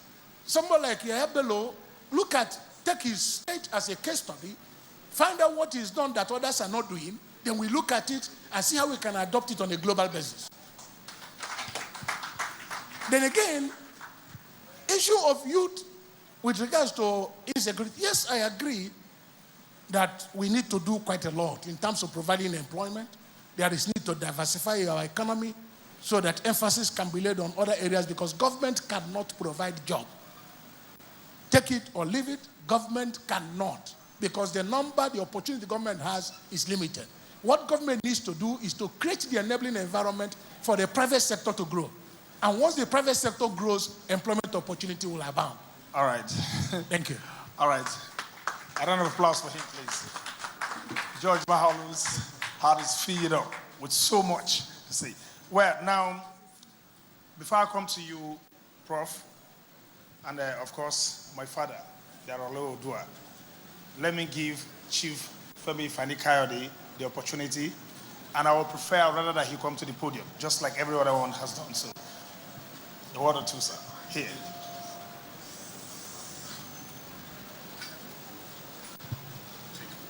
Thank you very much. Blessed be the name of the Most High God, the God whose I am and the God whom I serve. Blessed be his holy name forever. In him moves everything that is. He is power. He is strength. He is knowledge. He is the creator and the Lord of the universe. And nothing is without him. It is in his name that I stand before you. The name of the Lord Jesus Christ of Nazareth, Son of the living God. And I make these pronouncements by his power and in his name. And I thank him for this day. First of all, let me stand on all existing protocols, and let me just say that I cannot stand here without acknowledging my friend and brother, Governor Yaya Bello, his beautiful wife, the Deputy Governor. I cannot stand here without mentioning and acknowledging my father, the Ooni of Ife, Kabiyesi. I cannot stand here without acknowledging the presence of my father and my father-in-law, the Ohinoi of Ibira land, who is a father to me and whose niece is my first wife, Sarah Tuata, and I'm so happy to see him here. I acknowledge the presence of so many people here, the Deputy Senate President, the Deputy Speaker of the House, Senator Grace Bent, CON, my dear sister, the Chief Judge, the Speaker of the House, so many. I'm sorry that I have to go back to this, but I cannot stand here without acknowledging these people. But let me just, and there are so many more, so my apologies to those I have not mentioned. I stand on all existing protocols, but let me just say a very brief word on the topic, and I understand that perhaps later tonight, this evening, we'll be saying a lot more. I stand here today not just for myself. I bring greetings from 3 governors of the Federal Republic, which they have asked me to, mention to the governor of this state without fail. Governor Bello Matawale of Zamfara State, the governor of Bauchi State as well, and also the governor of Enugu State. They've all asked me to send their very best to you, to congratulate you and to commend you for your efforts, and of course on your birthday, Your Excellency. Now let me get to the point, the issue of insecurity in Nigeria and the role of the youth. Well, it is appropriate that this discussion is taking place in this forum, in this state, and under the auspices of this great man. I really didn't know him too well until very recently. And having known him, it doesn't surprise me at all that despite the fire that is burning in various parts of our country, the northeast, the northwest, the southwest, the southeast, and in the middle belt, Kogi State has managed to do so well under him and has excelled. He has fought criminality, terrorism, banditry, and every evil that has plagued our nation head on and head first. And it takes a real man to do that. A man of courage, a man of strength, and a man that stands by his word, which sadly most of our politicians do not. But he's different. His base and his strength, and the reason why he's so successful is because he is admired across regional, ethnic, religious, and party lines by people all over the country. They love him, they talk about him, they admire him, and he's courageous and loyal to his own.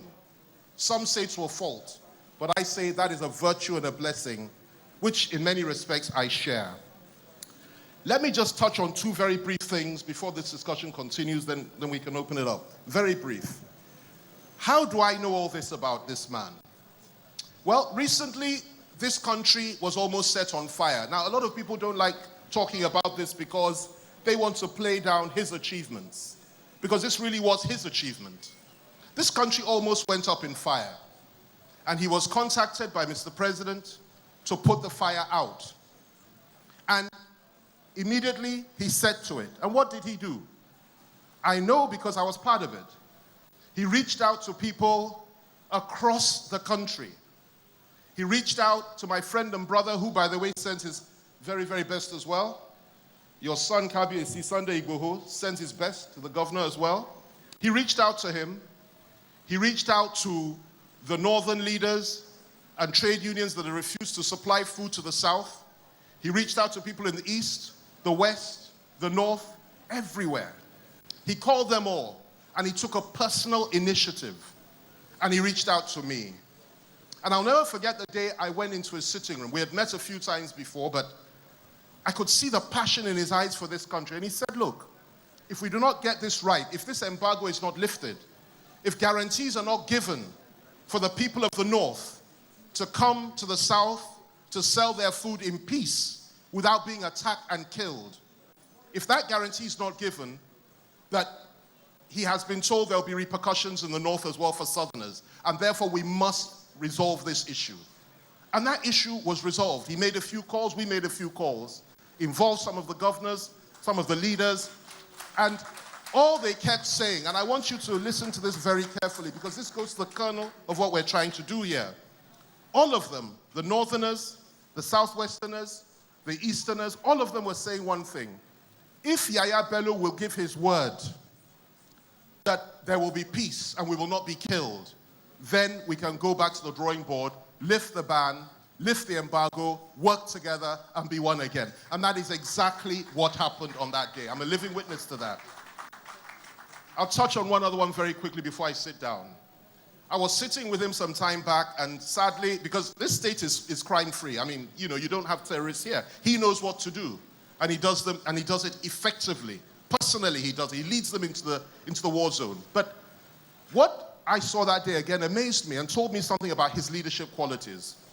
He was sitting there and he received a message that I believe a local government area chairman from his state and also a commissioner or something like that had been attacked. Sadly, I think somebody had been killed, somebody had been abducted by terrorists outside of Kogi State, because these things don't happen in Kogi, outside. And obviously they had been targeted. And he received this news and he was so cool and calm, strong resolve. And I said, well, this is terrible. And he said to me, don't worry, we shall get them, we shall look for them, we shall hunt them down, every single one of them, and we will get our people back. Ladies and gentlemen, 2 weeks later, every single one of those terrorists was either dead or captured, and all those that had been abducted had been released. That is the measure of a man that the governor of this state is. And that is what we need at the national level in this country. And I hope and pray that Kogi will continue to appreciate him, continue to support him, continue to love him. And I'm telling you, this is a great man with a great future. And the insecurity that we see in our country, which threatens to tear us all apart, we can pretend as much as we like. He knows, and I know, and a few of us know just how bad it is. Every day, morning, day, and night, he's working. He's not just worried about Kogi. He works morning, day, and night. He talks to people from the east, from the south. I've seen it. I've witnessed it. And that is the measure of the governor that you have in this state. And I pray God that God uses him for Nigeria in the same way that God has used him for Kogi State. May God bless you all. God bless the Federal Republic of Nigeria. Thank you very much. Thank you very much. Yeah, that's fine. Thank you very much, Chief Fani Coyote. Now, very quickly, we're pressed for time. Prof, can you speak to the issue of ethnicization of violence, rhetoric of fuel? People are talking tough. He mentioned Sunday Igboho. He talks tough. He didn't mention Asari Dokubo. A whole lot of them talking tough. Where does this place us versus the strategy of dialogue to resolving where we are today? Quickly, please. Kali, interestingly, I cannot look at that question without quoting Sir Henry Buckle, who said clearly that the society prepares the crime, the criminal commits it. And in growing up, my late father told me something, that this country has successively sown bad grapes. And over the years, what has happened to us as a nation is the fact that we have lost that which should hold us together and hold us effectively. I think that we've gone beyond crying blue mother or threatening each other. I have written and spoken at several fora where I said that at every point every ethnicity has offended the other in this country. We've offended everybody. The Igbos have offended the Yorubas at some point and vice versa. The Hausas have offended the Igbos and vice versa. So what we must do as a people is to look for those things that unite us. Blow them up. Emphasize them. Yesterday I was telling His Excellency that we're too far gone as a people together. We're intertwined. That these skirmishes, this jangling discord of inanity, of ethnicity, this jangling discord of disagreements and misunderstandings cannot tear us apart. I have cousins who speak better Yoruba than they speak my dialect. I'm from Delta State, and by the way, my profound respect to the most senior representative of my state in government, the Deputy Senate President, my Leonard Senior, Senator Distinguished Oviomo Agege. I recognize your presence, sir. What I'm trying to say is that my cousins speak better Yoruba than they speak my dialect. I have a younger brother who grew up in Funtua, same father, same mother, who speaks proficient Hausa than he speaks Ibuzo. And I have seen the level of intermarriage. I've seen the level of relationship across our country. My best friends, ironically, one of them is here, Shetima Yerima, is from the north. We've done a lot of things together, and the bond that holds us is almost amazingly deeper and stronger than that which happens across within ethnicities. And I've asked a few questions, and I want to say it here and now. It wasn't the Hausa Fulani who created the internecine conflict between the Aguleris and the Umoleris, or the Ife and the Modakekes. It wasn't the Hausa Fulani who created or who sacked civil servants of all the extractions in the southeast from Anambra or Abia State. The truth is, and I watched one of His Excellency's interviews on Channels TV where he said that the young people have been dealt with over the years, and that the tragedy of it all is the violence oftentimes is procured within that same age grade. So it is the young people attacking the young people. And violence is indiscriminate of ethnicity. That's what, I remember, and I'm quoting Prophet Muhammad, peace be unto him, when he said that even in the injunction to jihad, if your jihad will cause the death of another man, do not. If it will cause the death of an insect, do not. Unfortunately, successive leadership have downplayed the primacy of lives. And I think that the challenge on all of us is to begin to talk about the primacy of lives. We must cease as a nation to equate lives with other things or animals. We must understand that life is God in expression. Blood is God in action. Everyone here is God known to me. I do not make vows of faith. My religion is love. And I have consistently said that you do not love God if you cannot see God in your fellow man. And so the time has come for us to rise beyond ethnicity. The time has come for us to rise beyond and above the dichotomies of religion. The time has come for us to bury those things that, permit me use the word politicians exacerbate. Those things that they feast on, those things that they feed on, those things that they throw out in the space. I know that when we begin to punctuate them, puncture them, when we begin to torpedo them and throw them overboard, increasingly, that God who leads the human pilgrimage will water those things that unite us. And in closing this, let me say that the sage Obafemi Awolowo once said that hope is the last milk in the human breast. I think that this is not all bad stories for our country. We're seated today in the confluence state. I remember my traditional or regional elementary social studies told me that this was the first capital of our dear country. And so I want to project, not so much like a prophet, but like one who understands the mystery of a confluence union. in the confluent state. I pray and I speak to Nigeria. Let freedom reign. Let understanding, brotherhood, love and understanding reign from this moment. May we continue and consistently tell our people, anywhere you are, that the blood of one man is God in expression, and that the time to stop the killings is now. The time to unite and make the green, white, green great again is now. And the time to surround those tendencies, surround those people who believe that together we can. You know, His Excellency here believes in the brotherhood across space. And he has shown that in Kogi State. That's why I'm here. I believe in him. I believe in his leadership proclivities. I believe in his love for our people.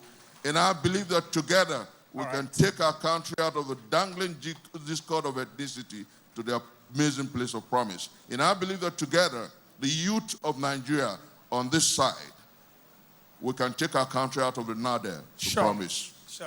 Professor Wakobia, I can feel your passion. Thank you very much for that submission. Now, before we finally wrap this up, even though His Excellency will have the opportunity to cap it up, but let me go to my father, the Aralo Odua. The Aralo.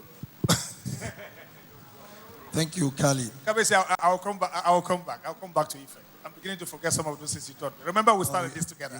Now, please, quickly, yours has always been about unity. And you said so to me, too, at our last public function at the Hotel and Suite in Lagos, Nigeria, that if they want to catch you, show that theme of peace, and unity, and we're going to have the solution. Speak this as far as the hope that we pray for is concerned. Very briefly, sir. Thank you very much. Talking about peace,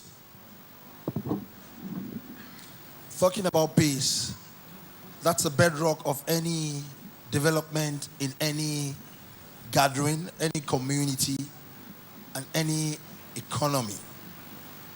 And even within the race, it's very critical for peace to reign, for anything to happen. That's the foundation. But let us look at our country as a whole, Nigeria as a country that belongs to all of us.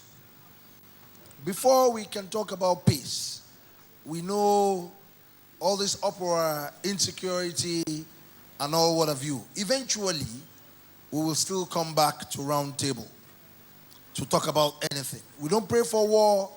We don't want to experience it.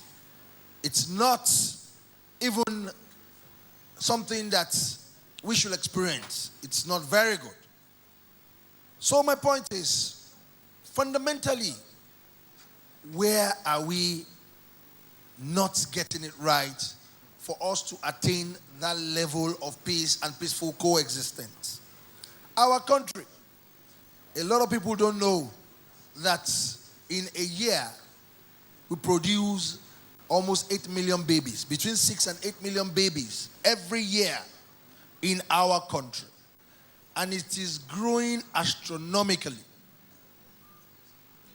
That means in a month, we will do over 600,000 babies. Over 600,000 children. Every day. Today is His Excellency's birthday. His 46th birthday celebration. In Nigeria, statistically, we are going to have 25,000 children today. 25,000 children. That's a lot. And look at it. Year in, year out. Recently, I was in the midst of our past leaders. 2 of them physically, and the 3 others through Zoom. And we were talking very deeply about the fundamental issues of this country. And the 2 leaders, I told them, you left government 21 years ago. The children that were born when you were ruling Nigeria, they have grown. They've even started making babies. If you look at the female side of it, even children that were born between the age bracket of 5 and 7 years old, right now, today, they will be in their 30s. What impact have they felt? They haven't felt governance. We are just producing babies every day. Are we going to start to castrate all our male folks in this country? Let's be very factual. It is now so widely obvious. Over the last 6 years of this present administration, it's so unfortunate what has happened. The country has been growing over the last 18, 15 years on the average 4 to 6% vis-a-vis our population. So it is not that very obvious. It's still a keg of gunpowder. But this time around, over the last 6 years, we have been growing less than 5%. Less than 5%, an economy, a country growing so marginally. And we are producing 8 million babies. 5%, 6%, 4%, compared to 0.4%. You can look at the wide gap. So some children that are just there, that we are producing, we don't even have any sense of belonging for them. And that's why we are having a lot of banditry, we are having a lot of issues in this country. Let's be very factual. Who is going to perform that magic? Our leaders? What magic are they going to perform? How? Look at the way we are producing babies, children, life, vis-a-vis the rate at which our economy is growing. There is no magic anywhere. The only thing we need to do is to do structural change and structural modification. And that leads to the essence of talking of peace. When we're talking of peace, the fundamental ingredients that will aid peace, we don't have it yet in this country. And that's why we're having the uproar. And that's why every day you are hearing of bloodshed, kidnap here and there. Those children, they feel the system hasn't supported them. The system hasn't given them anything. They are very innocent. They are growing. Some will have a child in Ibadan, leave Ibadan, run to Katsina, have another children there, run again to Maiduguri, leave Maiduguri, run to Ebonyi, and be running all over the country. And we will continue to have all these children that we are not catering for. So what's my point? For this thing to be linked to peace, we need to start how to solve that problem now. And how can we solve that problem? Engagement. Very wide engagement. Like the example that was given by Governor Yahaya Bello, engaging and relating to the entire country. The body language of our leaders are very important. Very important. Leaders, you can't keep quiet. There is a problem already on ground. You need your body language to be intact. If your body language is not intact, you are having nonchalant attitude to situations that are overwhelming for you already. If your body language is not speaking to the populace, there will be more problem. So let us start from body language. It's very important. And that's a very key ingredient to peace and peaceful coexistence. Let us continue to talk to our people. Let us continue to engage them. Some people, they just want to see you smile. It's even enough for them to get engaged and for them to get busy and for them to forget their sorrow. On this note, what is critical for us in this country is for us to continue to deliberate on peace and peaceful coexistence. And I believe this kind of platform will continue to encourage such. And I want to really, really thank you once again, GYB, for everything you're doing. We still want you to do more. I have challenged you today. What are you going to pioneer? Continue to think and think for the youth of this country to know that you have that leadership trait in you. God bless every one of us that are here, and God bless Nigeria. The father of peace, Yarelo Odua, His Imperial Majesty Oni Babatunde Oguwusi. Now, Excellency, I know you've always said Nigeria will not go to war. Nigeria will not disintegrate. Nigeria will come out of this very, very strong. In fact, a lot stronger than we've ever been before. Now, before I give you the opportunity to wrap up even on those words, I like to stand on the existing protocols to stand by the Deputy Senate President, His Excellency Omo Agege, that you're coming up here to give a short remark on behalf of, sir, but just yet, quickly, hold briefly, just a remark on behalf of the dignitaries you have led here today.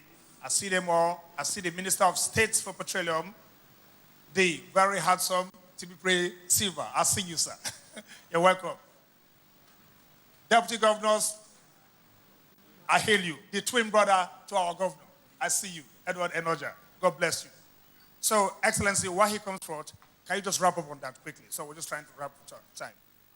Yeah, he's coming up. Okay, let me finish.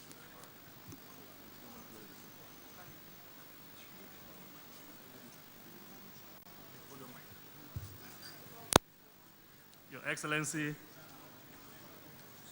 Excellency, the Governor of Kogi State and his amiable wife, His Excellency, the Governor of Kwara State, my brother, the Deputy Speaker of the House of Representatives, distinguished senators and members of the National Assembly here in present, my brothers, the Attorney General of the Federation, Alhaji Abubakar Malami, and the Minister of State, Petroleum, Chief Timipre Silva. Our father, our royal father, the Oni of Ife. Please permit me to stand on the already established protocol. I am here. Ordinarily, I would have said it's my pleasure to stand in for the national chairman and the governor of Yobe State, the national chairman of APC, and the governor of Yobe State, Malam Buni, Alhaji Buni. But I refuse to use that word, my pleasure, because of the circumstances of our visit and attendance at this ceremony. Only last night, there was a serious attack by the Boko Haram insurgents in the local government of our chairman and governor. And obviously, we suffered casualties. Ordinarily, the governor and the chairman of the party would have been here himself to join in celebrating our brother, the governor. But you will understand that there's no way he will be here taking into account what just transpired.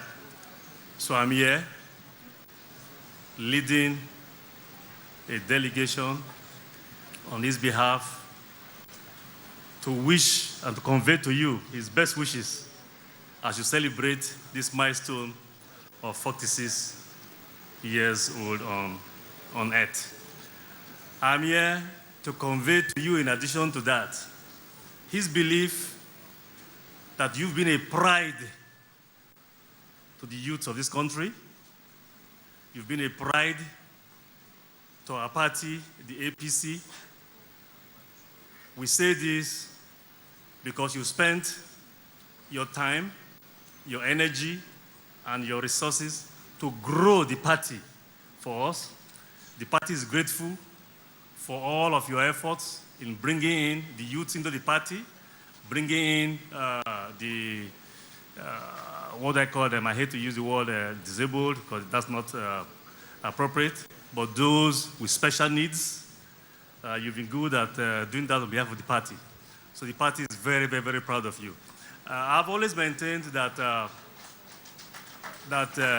yourself and our brother, the chairman of EFCC, Mr. Bawa, you're of the same age bracket.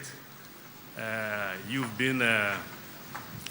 done very wonderfully well, and you've represented your generation very, very well. And in you, the chairman of EFCC, and those within that age bracket, I think the future of this country is very, very bright. Mr. President has always maintained that his generation is about to leave and pass the baton to the next generation. And for us, that generation is ours. We are also close to our exit point. And after us, if you give us a couple of more years, I'm sure those that you lead and those who look up to you will take over the baton of leadership in this country. I have listened to speakers who alluded to the role you've played in bringing peace to this state. We all remember what Kogi State was like before you became governor. And since you became governor, like my brother, the former Minister of Aviation had said, this is about the only country, the only state in the country where we have a modicum of peace. And that is because of your intellect and your industry and your wisdom that God has imbued you with to bring to governance. So I like to just say here, speaking for myself, that you've been a role model to our youth, and we're looking forward to creating a lot more Yaya Bellos, a lot more Bowers, and I believe that the best way we can do that is to also capitalize on this opportunity presented by the ongoing constitutional review exercise. We have several bills that are pending before us, one of which I'll just allude to. That is the bill to reserve or set aside X number of seats. I think we said for purpose of the Federal Executive Council to set aside at the very minimum 30% of youths, and then for the membership of the state executive councils, like here, to set aside 40% of those slots for our youths in the cabinet. And we believe that, by the way, when we say youths here, we're talking about those within the age bracket way below you, Your Excellency. We're talking about 25 years to 30 years. And these are the people we envisage should be in the federal cabinet. Some people have argued that, yes, because of their relative youth, they're bound to make mistakes. But the argument we've always made is that, yes, they will consider about 30% of the Federal Executive Council. So the other 70% will be, quote-unquote, adults, who will be there to correct them when mistakes are made. And in pushing these bills, we took into account what has transpired of late, most especially the NSAS protest. It's our belief that if given the opportunity, most of the youths of our country, those who participated in the NSAS protest at the Lekki toll gate, they would rather want to sit in the Federal Executive Council, sit in the State Executive Council with Governor Yaya Bello and others, and make decisions, including decisions on how to address the insecurity.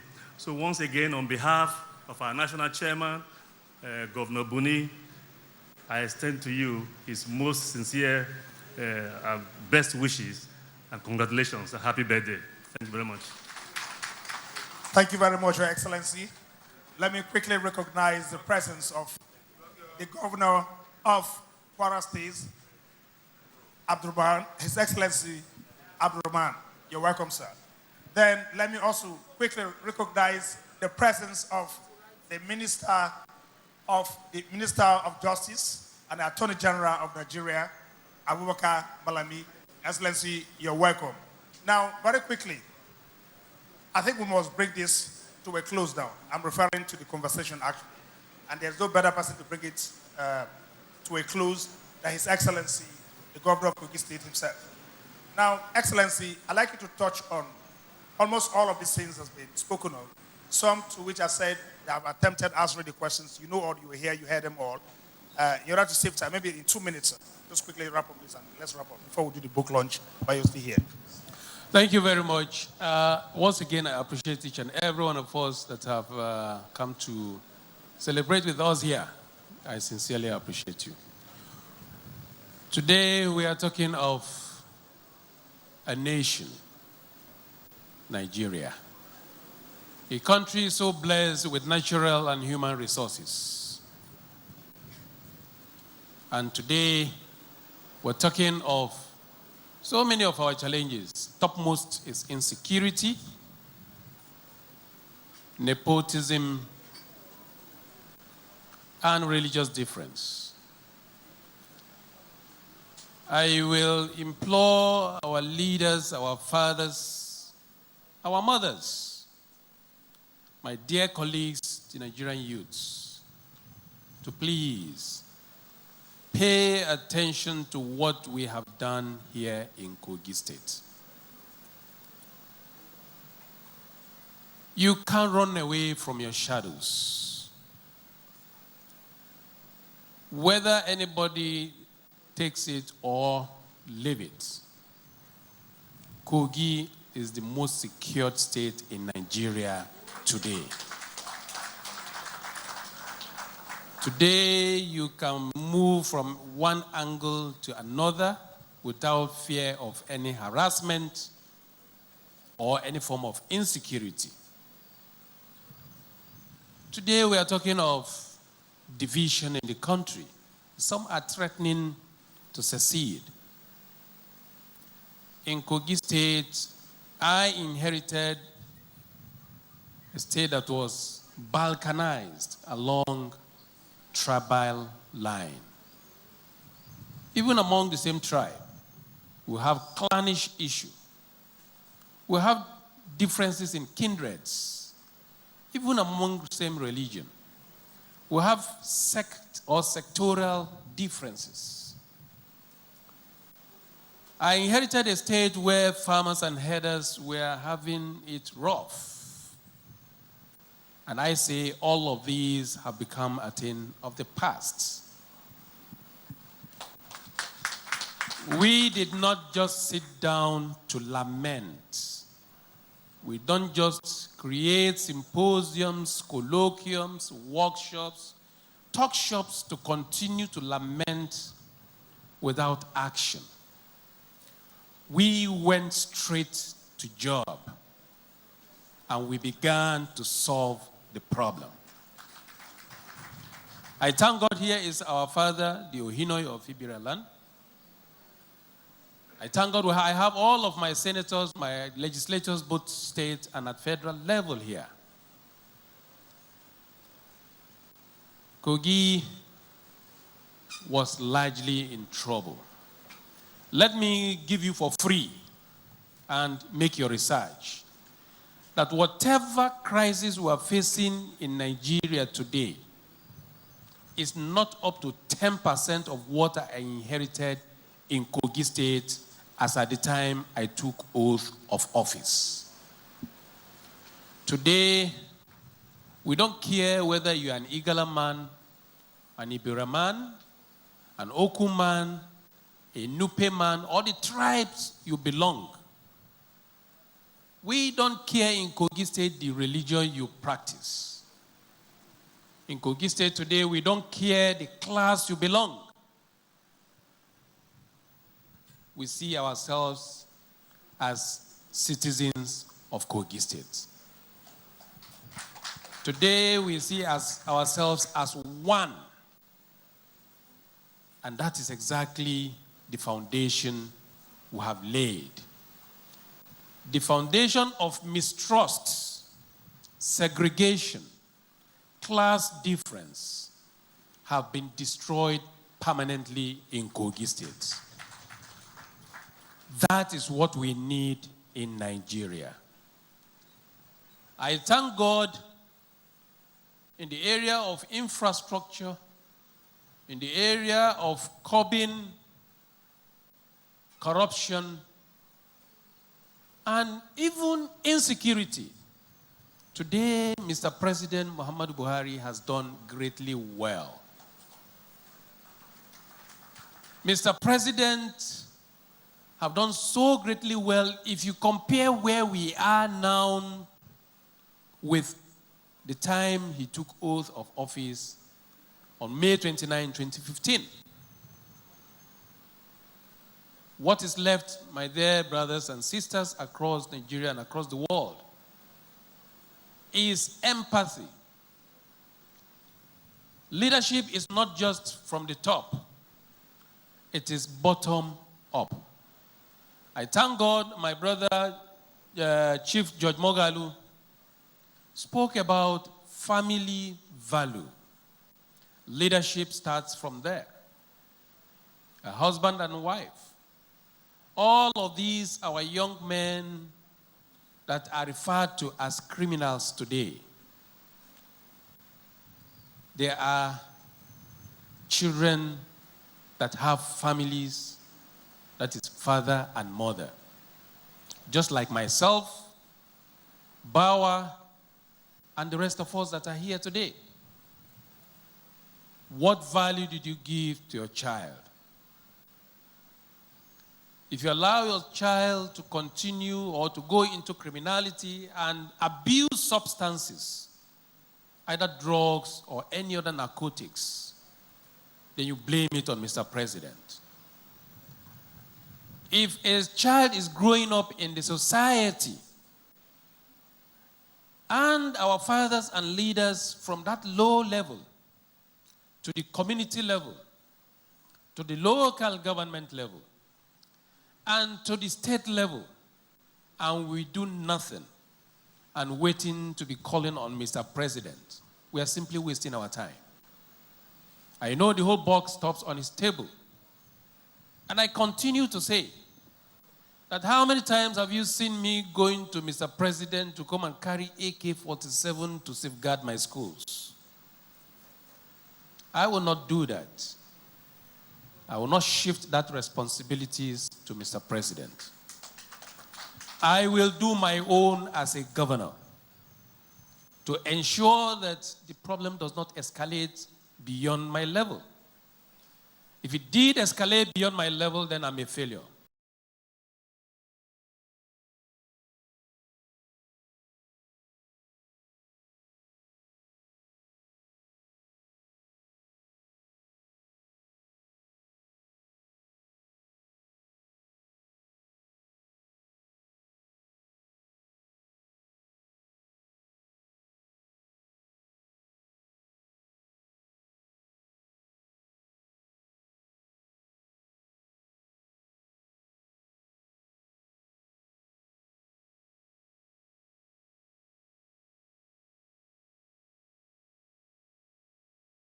Began to check ourselves. We didn't do any magic. Our traditional rulers are doing their best. They wouldn't allow any problem to escalate beyond their domain. Our community leaders are doing their best in Kogi State. They wouldn't allow any crime and criminalities to escalate beyond their level. Our farmers and herders are living in peace in Kogi State. Majority of the Fulanis that are displaced from the southwest, southeast, and even south-south, none of them is seen in Kaduna, in Kano, in Taraba, in Yobe.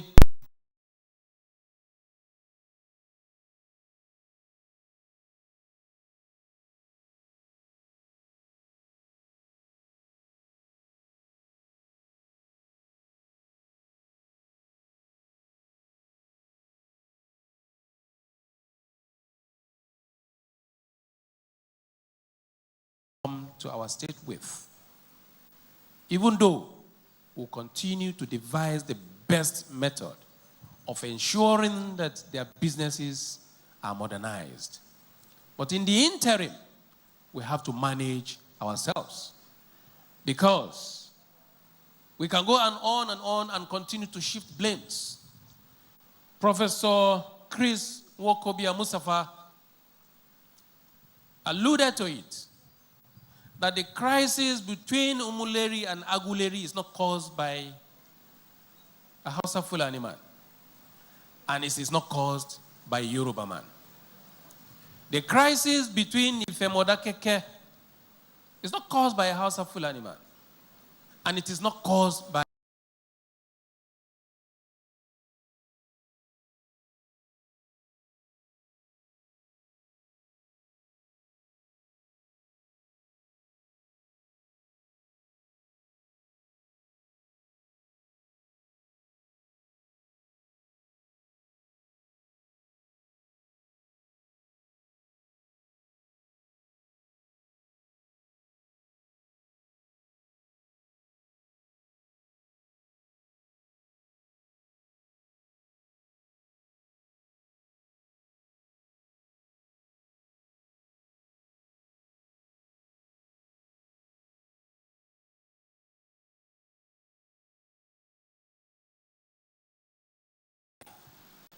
Nigeria can never break, and Nigeria will never break.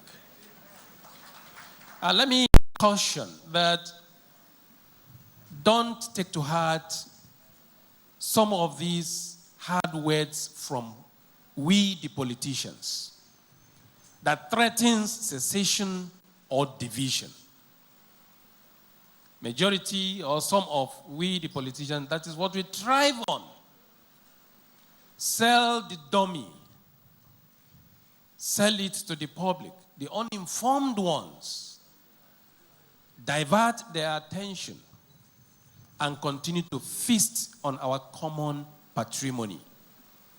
When we sit at leadership forum, you will never see a Hausa man and a Yoruba man that are ministers throwing banter. Thank God you see, I'm not saying, they are doing with their best. So thank God you see Honorable Attorney General of the Federation here.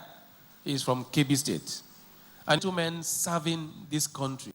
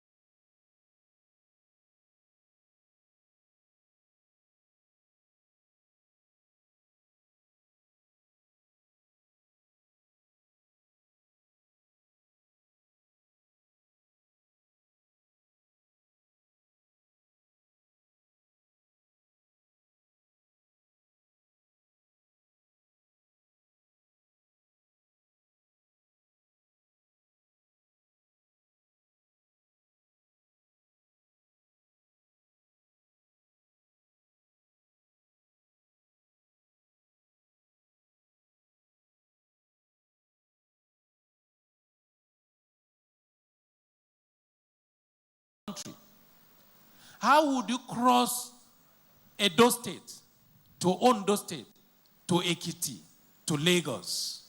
How would you cross? You lock yourselves down. You say your people should not do business that day. Who lose? You that are doing the business, you lost a lot. Not other people that are moving around freely in their area. So, it is high time we sit down and have a rethink. And as God will have it, Mr. President, have as much as possible integrate this country by way of appointments, by way of projects, and by way of not interfering in anybody's jobs. You have seen the second Niger Bridge going. You would have used the money to fix some other roads that are lacking in Daura or in Katsina State. You've seen the railway station that was commissioned just about a few days ago in Lagos, between Lagos and Ibadan. He knows surely that if he fix or put that particular rail line between Daura and Abuja, or between any other northern states, he'll be clapped for. But that was done over there. That is integration, that is inclusion. All Mr. President needs is our prayers, our support, our loyalty, our patriotism. Because come May 2023, 29th, Mr. President will hand over to whoever would have won the presidential election. Nigeria will remain. If Nigeria remains, then what would you make of Nigeria that you are striving and struggling to destroy? Meanwhile, he has called it on each and every one of us to live up to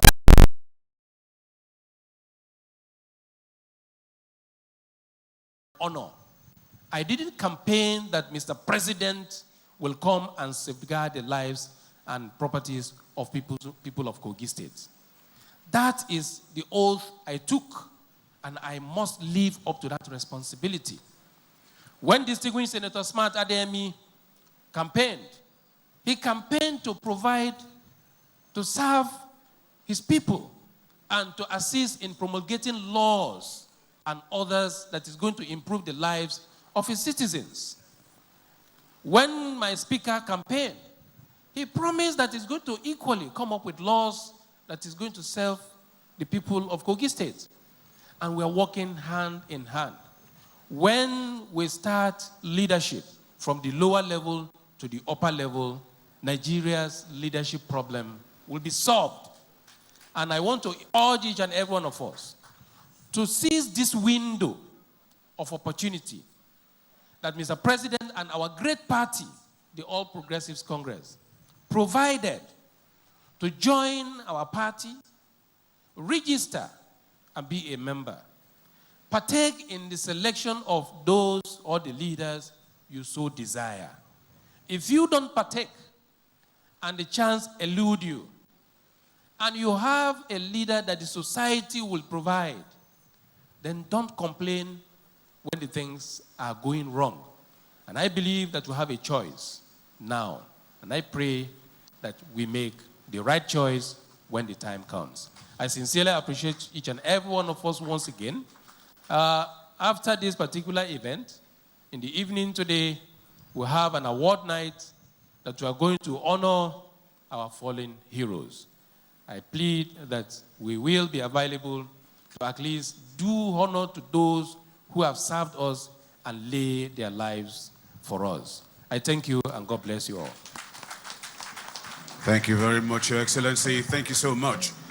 It's been a wonderful session, but I would like to crave your indulgence that while we're here, we'll go straight into the launch of this book, Governor Yahya Bello, Through the Cases, a compendium of historic electoral challenges and victory, written by Shadrach Emmanuel. So if you please help me with the guests here with a book each, and of course our dignitaries seated out there, each with a book, and we'll go straight into launching it.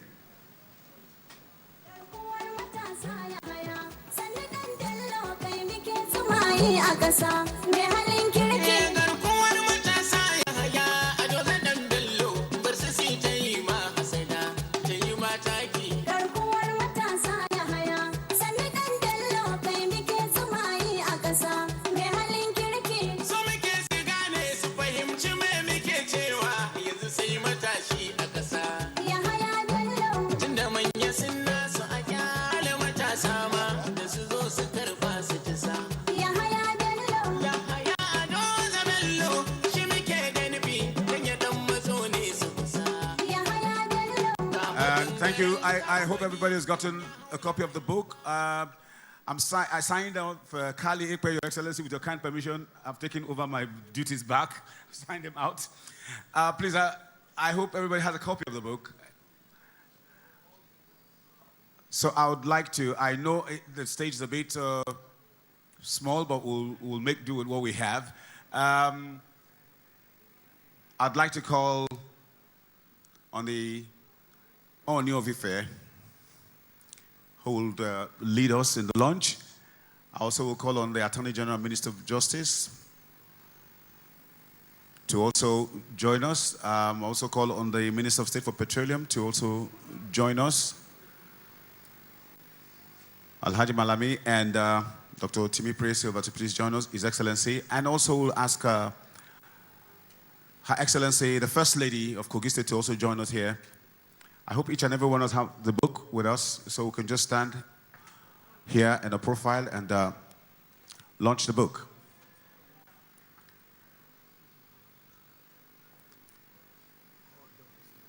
I also would like to call on the Deputy Senate President, Mwagege, to please join us.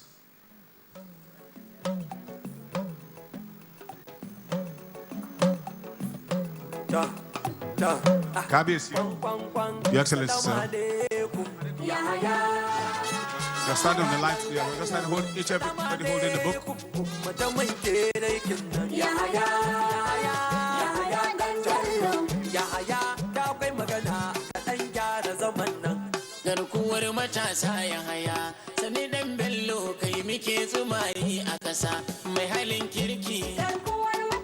Hello, I also want to call on the Deputy Speaker to please come out. The Kwara State Governor, His Excellency the Kwara State Governor.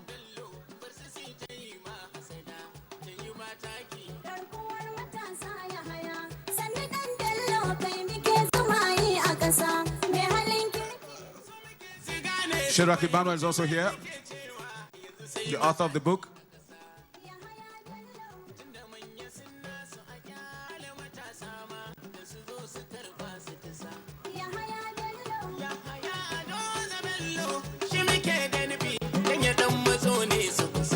I'd like to call on Kabiyesi. Please bless the book and launch it.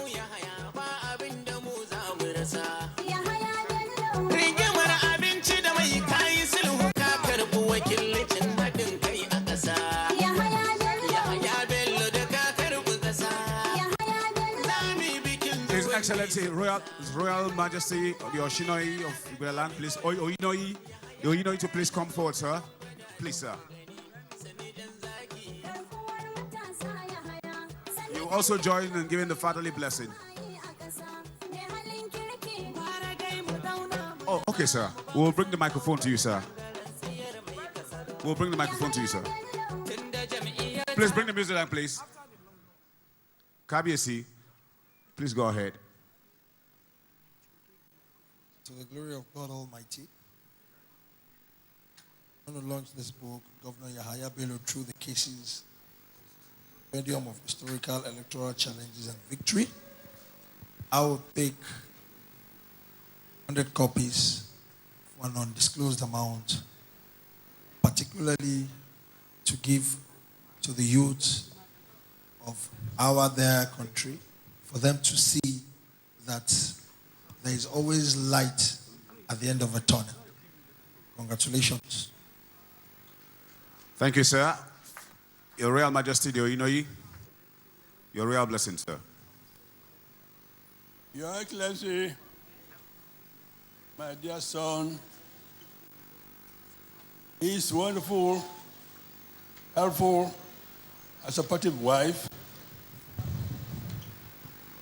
the Deputy Governor, my dear, highly respected visitors to Kogi State, in fact, visitors to their home.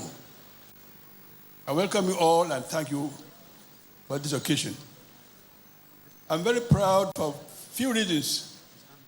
One, not only because I'm the father of the celebrant, but it pleased God to make him 46 when I'm double that age. I am 92 and he's 46. He's sharing half of my age. Carrying with him all the wisdom I've explored before I got to this age, and bearing it with strength and vigor, humility, with foresight, of the courage that he must win.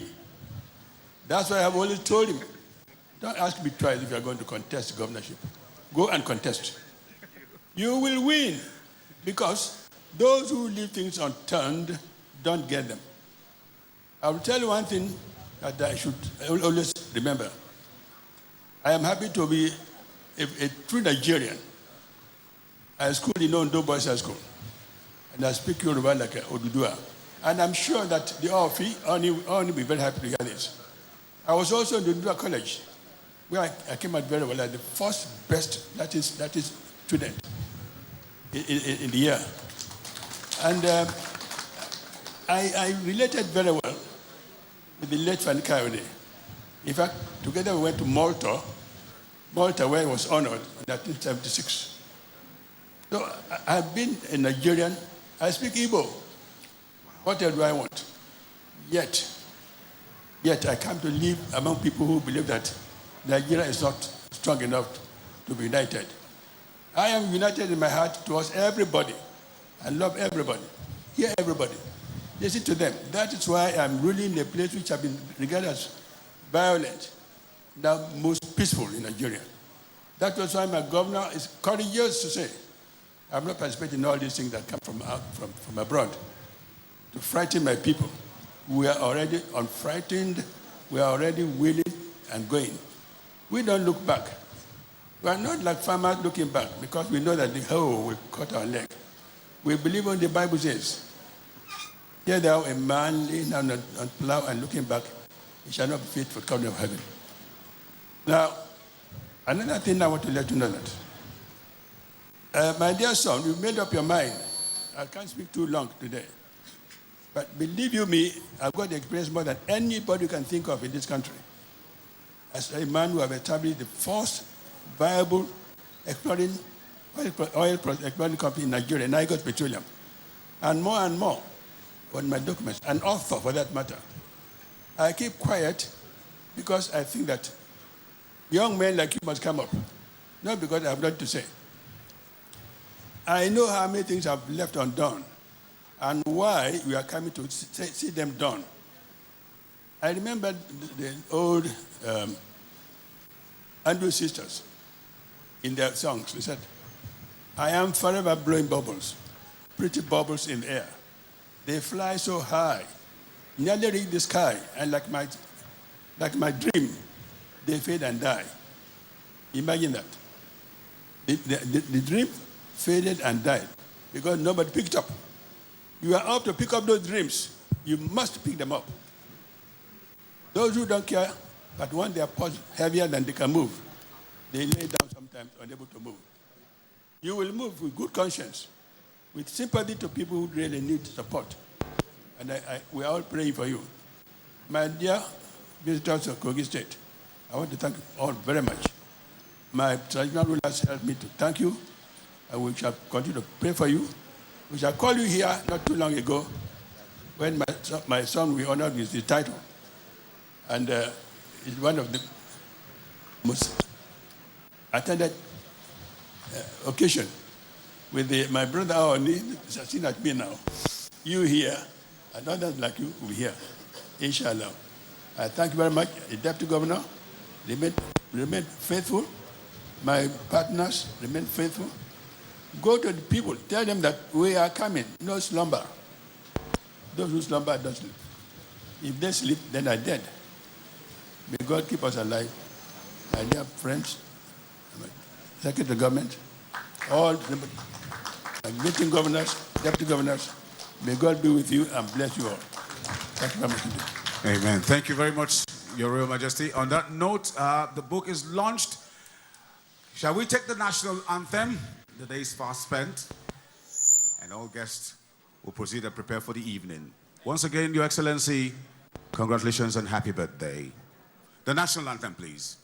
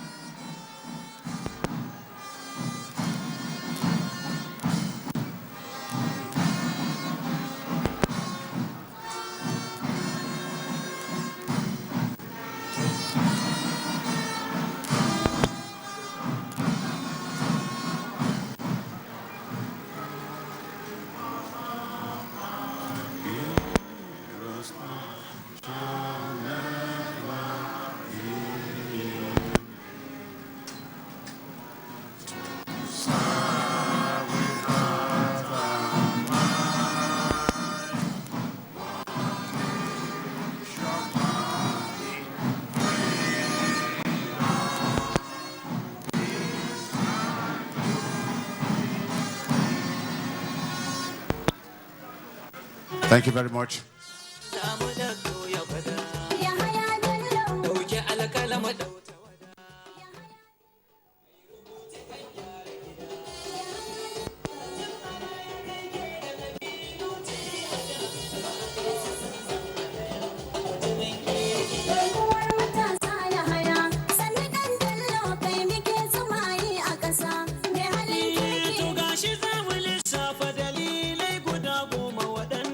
siyasa mun ka kira. Yahaya ne matashin da yake ba kabilanci a zuciyarsa saura kujira. Mata da maza haka yana nuna a rayuwarsa.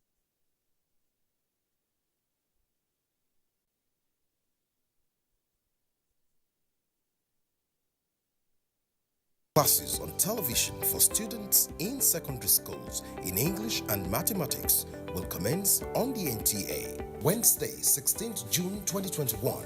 The revision classes will transmit Mondays to Fridays from 5 p.m. to 5:30 p.m.